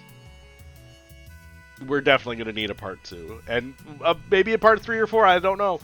I wrote a session, a short session. And honestly, I want to say we're probably a little over halfway through it, but I'm sure I can stretch it out a little bit. So you guys have voted to gaslight Paul Rapan. So we're going to roll...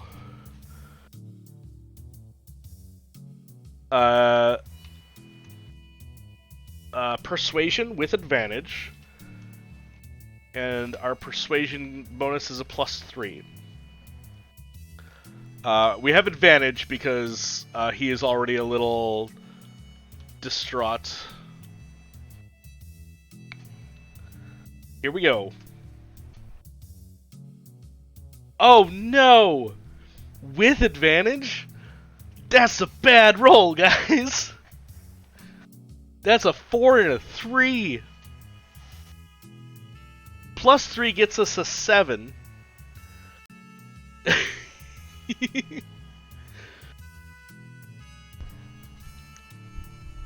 Do we want to use our crowd control dice to crit this?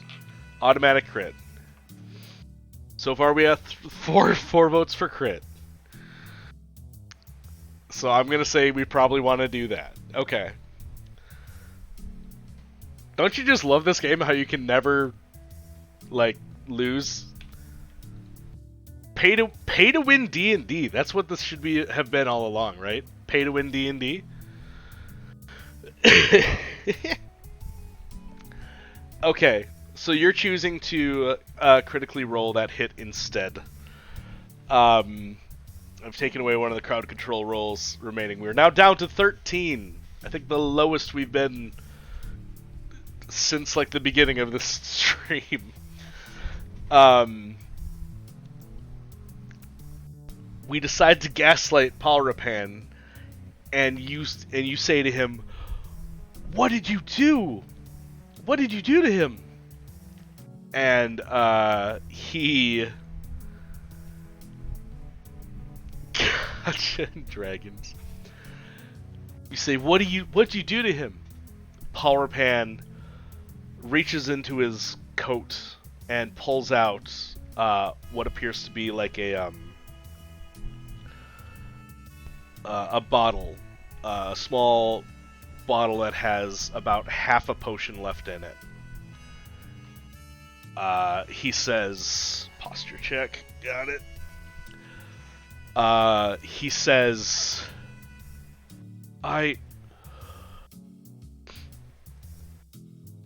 been drinking some of the healing potions lately. I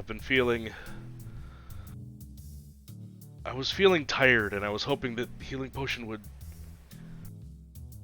help me, but it's been making me a little sick. I didn't want to say anything. I thought it would feel better, but the potions weren't helping. I don't know when the batch went bad, but I couldn't tell Vilas we invested too much money in this. And then Vilas the owlbear with the top hat just kind of does like a...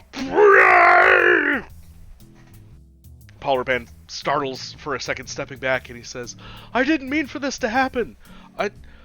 Maybe it had an effect on you in some way. I know you got hurt out in the woods the other day, and I had to give you some of the potion to heal you, and I didn't know it would do this. I didn't know it would do this. I didn't know it would turn you into an owlbear. And Vilas, the owlbear in the top hat, is seems visibly upset. I am seeing that Johnny wants to cast Calm Emotions, and Ender 7 is seconding that. Does anybody else want to cast a spell at the moment? We only have one Calm Emotion, so if we cast this today, we don't get another one. We do have 2 Charm Persons and 2 Dissonant Whispers, and then Minor Illusion's a cantrip. We can do that as much as we want. I knew it was real.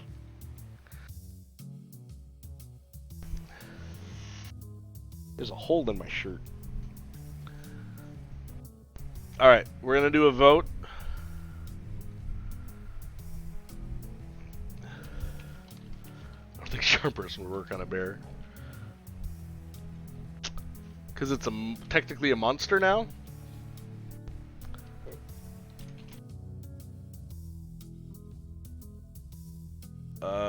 Do what? Seem to think of these developments. That's a good question, Beef Puff. I think Reyna is like screaming a little as there's suddenly an owlbear, and she's kind of running in the back. Reese is approaching very slowly, and he's like holding up like a tray in front of him in a like a defensive position.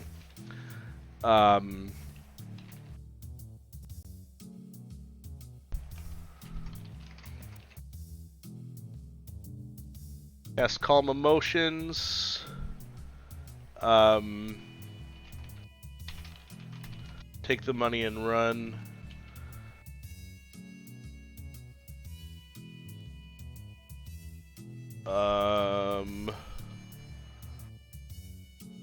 Blame Paul Rabanne.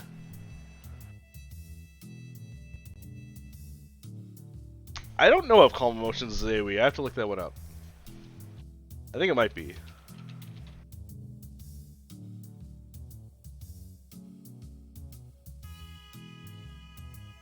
It's got a range of 60 feet, each humanoid in a 20-foot radius sphere centered on a point you choose within a range. So yeah, Calm Emotions could work on a whole like area. It could be the entire tavern, or at least most of it.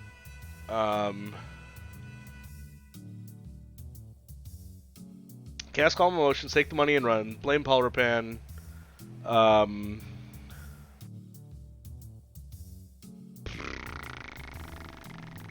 Does it say humanoid? It does say humanoid.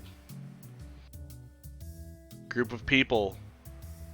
So everybody would be calm except for the owlbear. Let's hotbox the tavern with Calm Emotions. I'll tell you what. Since he is a humanoid that's been polymorphed, I'll roll a check to see if it works on him or not. He'll have like a charisma saving throw or something.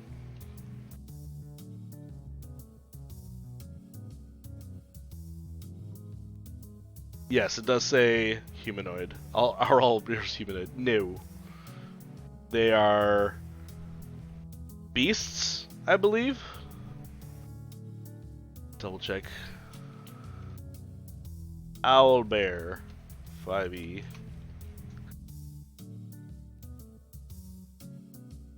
Technically monstrosities. Okay, not beasts.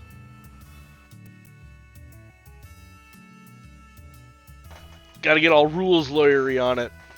Cast Calm Emotions. Take the money and run. Blame Paul Rapan.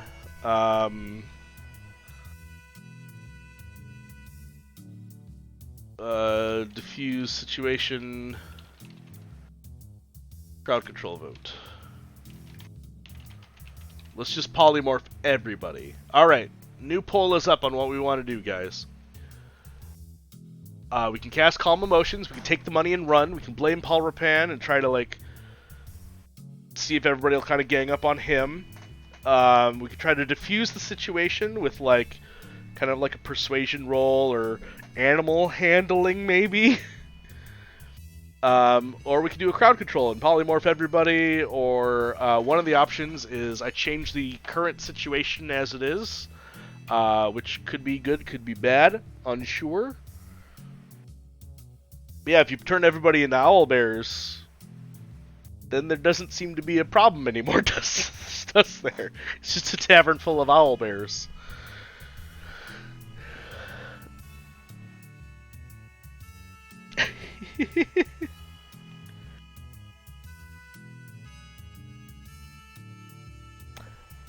So it's coming up on 10 o'clock. I think what we're going to do is we're going to, like, finish up this situation, see how the rest of this tavern plays out, and then I think we're going to end it for the night. Put a little pause on our campaign and pick it up sometime next month, I think. I'll figure out when I want to do it and let you guys know on my social media and stuff.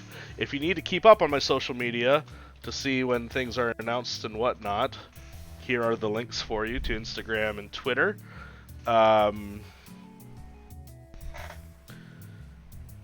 usually stream every Tuesday and Friday, but I've been thinking about maybe doing some long streams of, like, just my music. Doing like a Vorpalance Music radio thing where I just play my songs and my YouTube videos just on loop or shuffle, not loop, but like shuffle them around and just play them for several hours while we just kind of chill.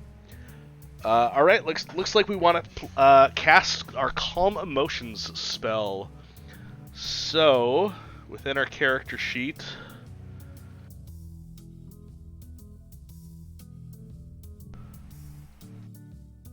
I need to strike out Calm Emotions because we have used our Calm Emotions spell on the area. And let me roll some Charisma saving throws.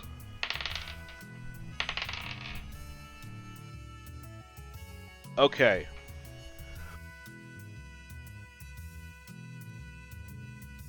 So here's how this is going to play out. Vilas the owlbear with the top hat has seemed to calm down a bit.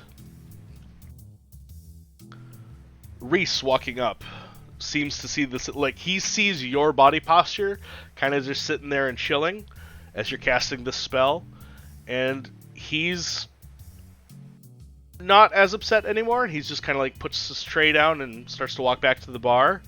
Palrapan, while he doesn't feel threatened by the owlbear anymore, Palrapan is, like, really kind of self-deprecating, and that might not be the right word, but he's really down on himself for doing this to Vilas, to the point where, like, he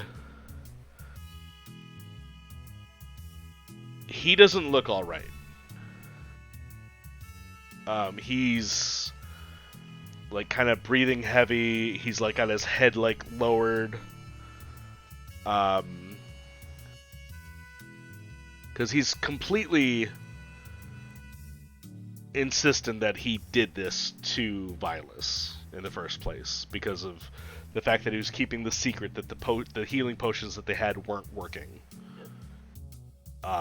Which means that their investment fell through a bit. Let's commit some more. An angel sent to punish him for his evil deeds. Oh no!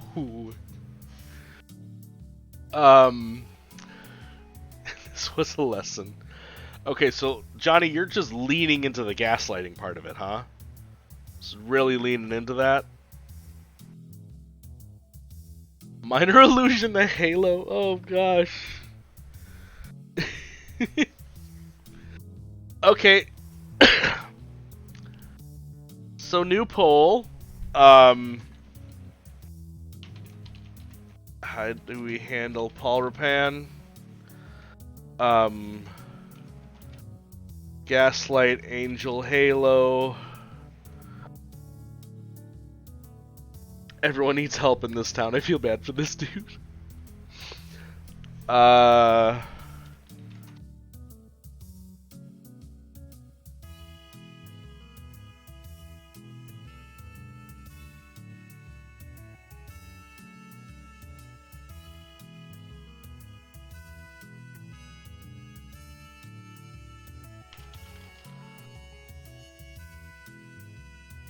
Okay, so we have some options coming up soon.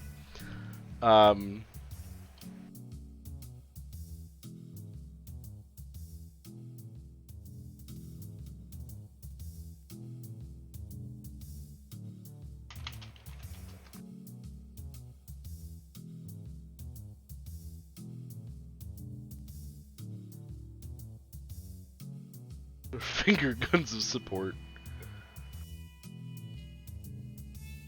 Sent by the Lord Moink. Am I gonna have to create like a god NPC that's one of those that's the NPC which is the embodiment of the DM, who is known as Lord Moink? He is the moinkiest of all.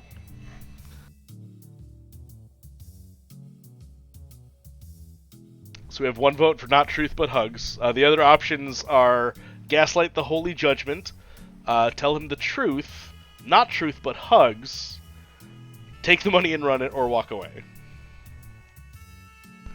Finger guns, so Teach was summoned. We have one vote for gaslight the holy judgment. We have one vote for not truth but hugs. I tell you, it feels like there's a lot of clippable moments in tonight. I need to get me a clip boy. Or girl. Or they. Whatever. I'm not here to judge. I just need a clip person. Hug him with judgment. We have 3 votes for gaslight holy judgment. And 2 for not truth but hugs.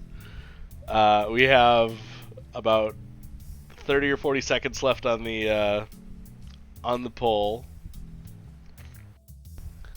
You think you can still get talk boys these days?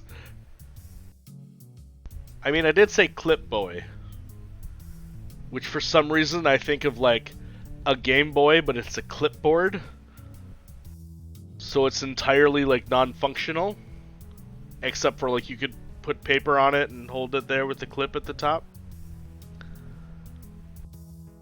But it looks like a Game Boy with non-functional buttons.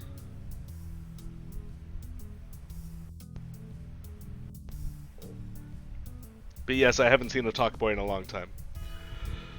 Okay! So chat, it feels like we are gaslighting, we're continuing the gaslight of the Holy Judgment, and I will give you advantage on a deception check,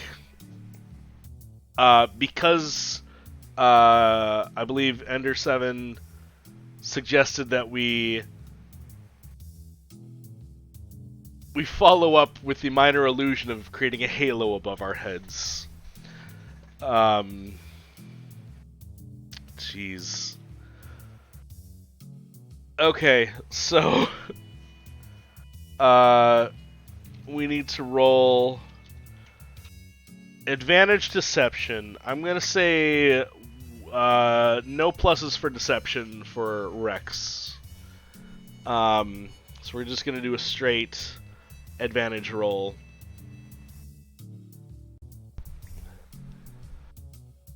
And we got an 18. For gaslighting our holy judgment.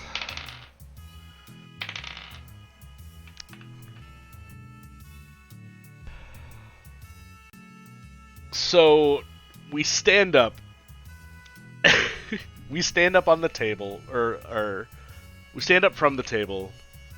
Voice of God distinguished. Ooh, I think that would be a bit much too. We stand up from the table, walking over as Palrapan looks up at us and sees this holy floating halo above our heads. And we say, "We are an angel sent from God to actually, before I go too far into this, chat, you tell me how you want to play this. Like, what kind of wording do you want to use in this deception? What kind of wording do you want to use in this deception to deceive Palrapan into thinking that you're an angel come to judge him? The Holy Gaslight option 1, yes. And definitely deception. Rex Lawson is not a holy man.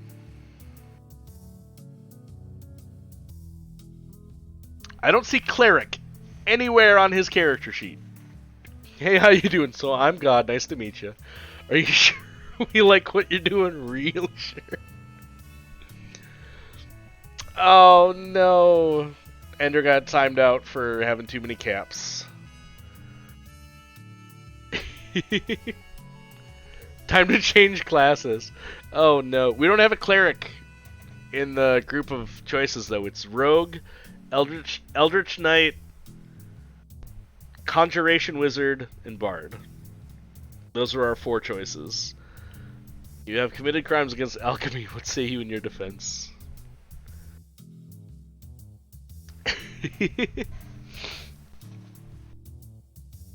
So yeah, Ender, if you can send your message again without the caps, I think Nightbot won't be so mad about it. I will also have to make sure that I adjust Nightbot a little bit to allow for some leniency.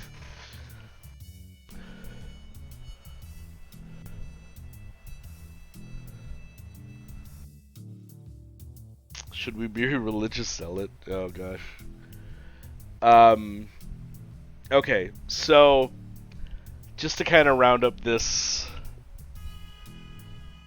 yeah, I adjusted it, like, before I adjusted it in the first place, Nightbot was very, very picky about everything, and so I went and I adjusted a lot of the settings, but it still keeps kicking in every so often, so I think I need to do a little bit more. The man who stands before you is the holy arbiter of the divine being of justice. You have this one chance to turn over your ill-gotten gains or face eternal doom and suffering. Okay. Beef Puff likes that one. Does anybody else want to go for... Johnny wants to go for that as well. I understand it was better in caps. The exclamation does it just fine, though.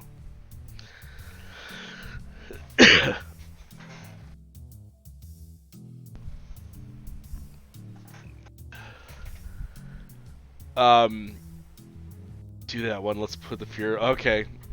Let's put the fear of us in him. I don't know why that has a little bit of a sexual vibe, Beef Puff, but anyway, let's go on. Or if it's not in caps, it's the dark cold tone of, I'm not mad, I'm just disappointed. Oh, Teach. That's perfect.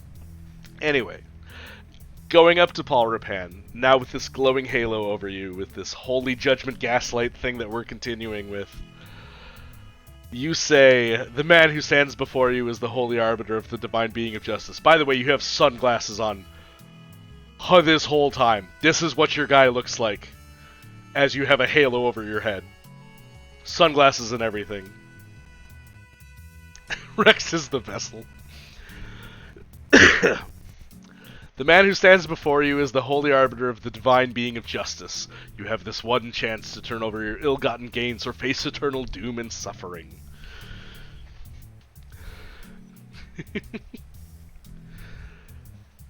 He falls to his knees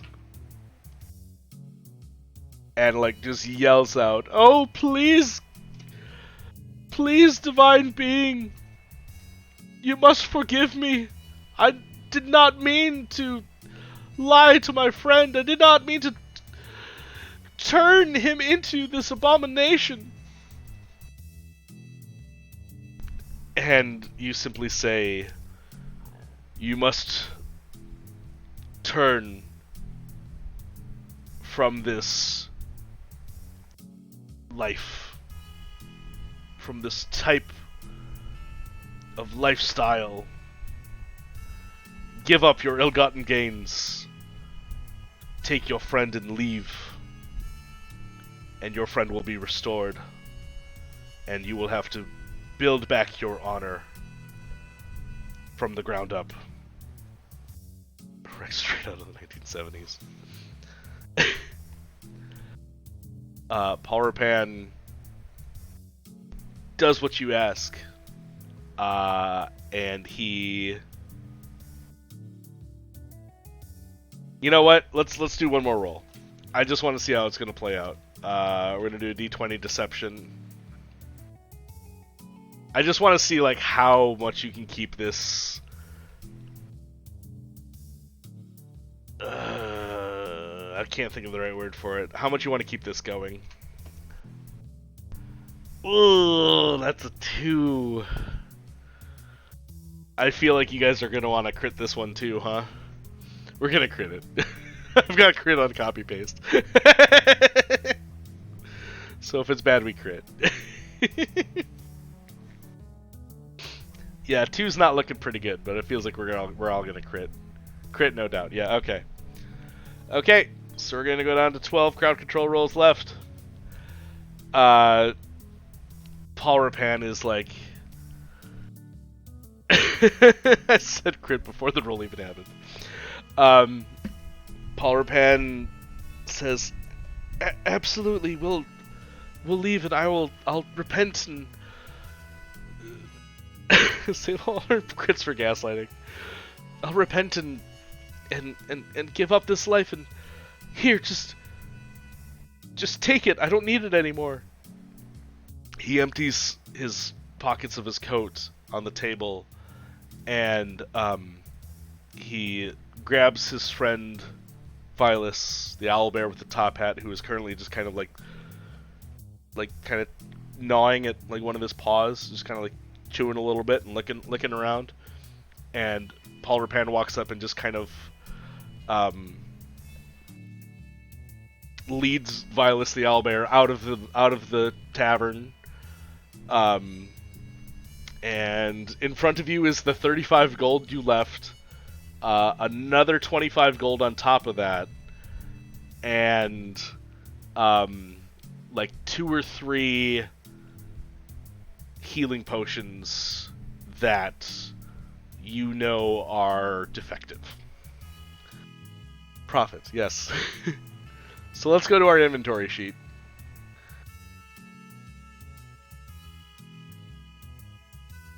And we're gonna have to, oops.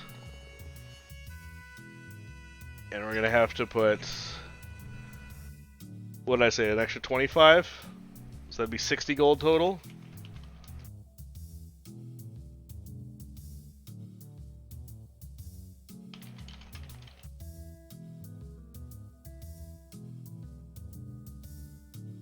And so now you have 60 gold pieces and 2 defective healing potions.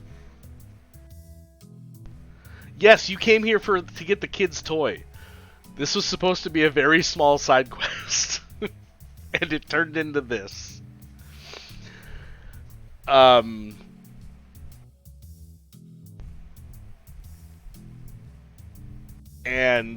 Vilas and Paul Rapan leave the tavern, and you kind of wait around for a bit. You still have the toy to return, yes. The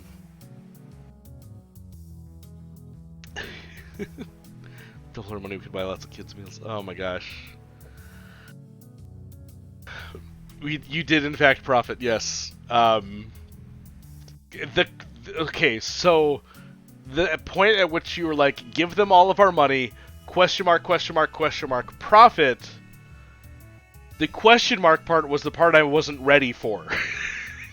Where you polymorph him into a bear, gaslight him to confess the lie that he's been living, and then force him to give up all of his earthly goods.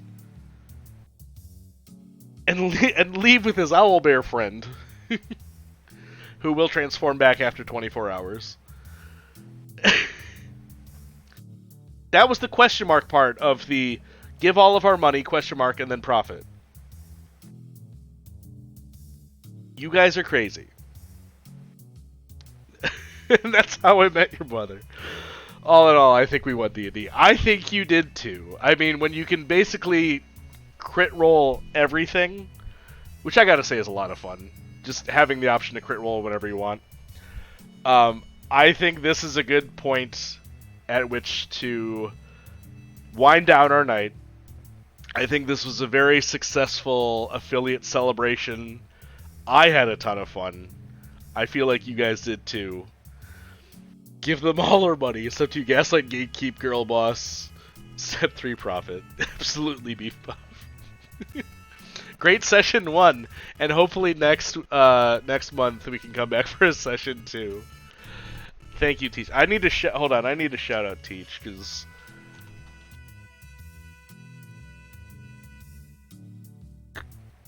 Teach did such help with helping us get to affiliate, and I appreciate Teach so much. And Moinkers Pog for everybody tonight. I appreciate you guys so much.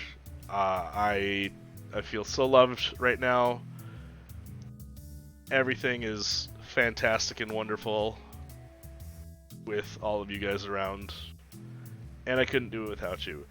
If you're in the mood for some slightly less, well, not slightly, less chaotic, but equally as cool D&D vibes, I do have a friend who's DMing some D&D right now. If we want to keep this raid train going, it is our good friend who actually dropped in earlier. Roll for damage. And we're going to go raid into them, and I actually wrote some songs for them too. So I think you'll really enjoy checking them out. And if you want to stick around for a bit and support them, or at least just see what they're up to, highly recommend them. Thank you everybody for being here. I'm so appreciative to all of you for all of this, and such a fun, weird, interesting night it's been. Moinkers for everybody. That was nuts. You're all amazing. I love you so much. Thank you, Johnny. Thank you, I want to go back and do all the subs and everything. Thank you, Hannabella. Thank you, Streeby. Thank you, Teach. Thank you, Beef Puff. The Hype Train. Jeez. Thank you, Beth Kage. Thank you, Johnny, again. Thank you, Handsome. Thank you, Ender. Jeez, you guys are nuts. I can't believe all this. Anyway, let's go ahead and raid over to Roll for Damage. I love you all. I appreciate you all so much. Let's keep this Moink train rolling. And you all have a good night. And take care of yourselves. Keep being amazing. Keep being awesome. Raid, raid, raid. And we will see you all later. Bye. Love you. Hydrate, Johnny. Come on.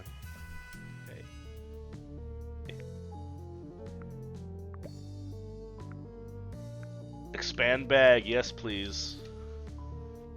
180 gold coin. Come on. For just 4 spaces? I don't have that much.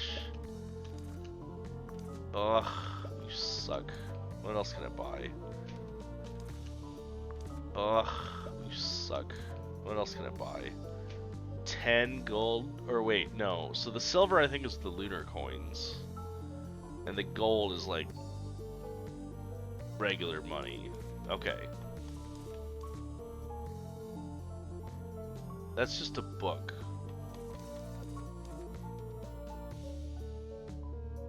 Common mushrooms to rare mushrooms, mushrooms for snacks, to mushrooms that can kill you in one day. A compendium of mushrooms.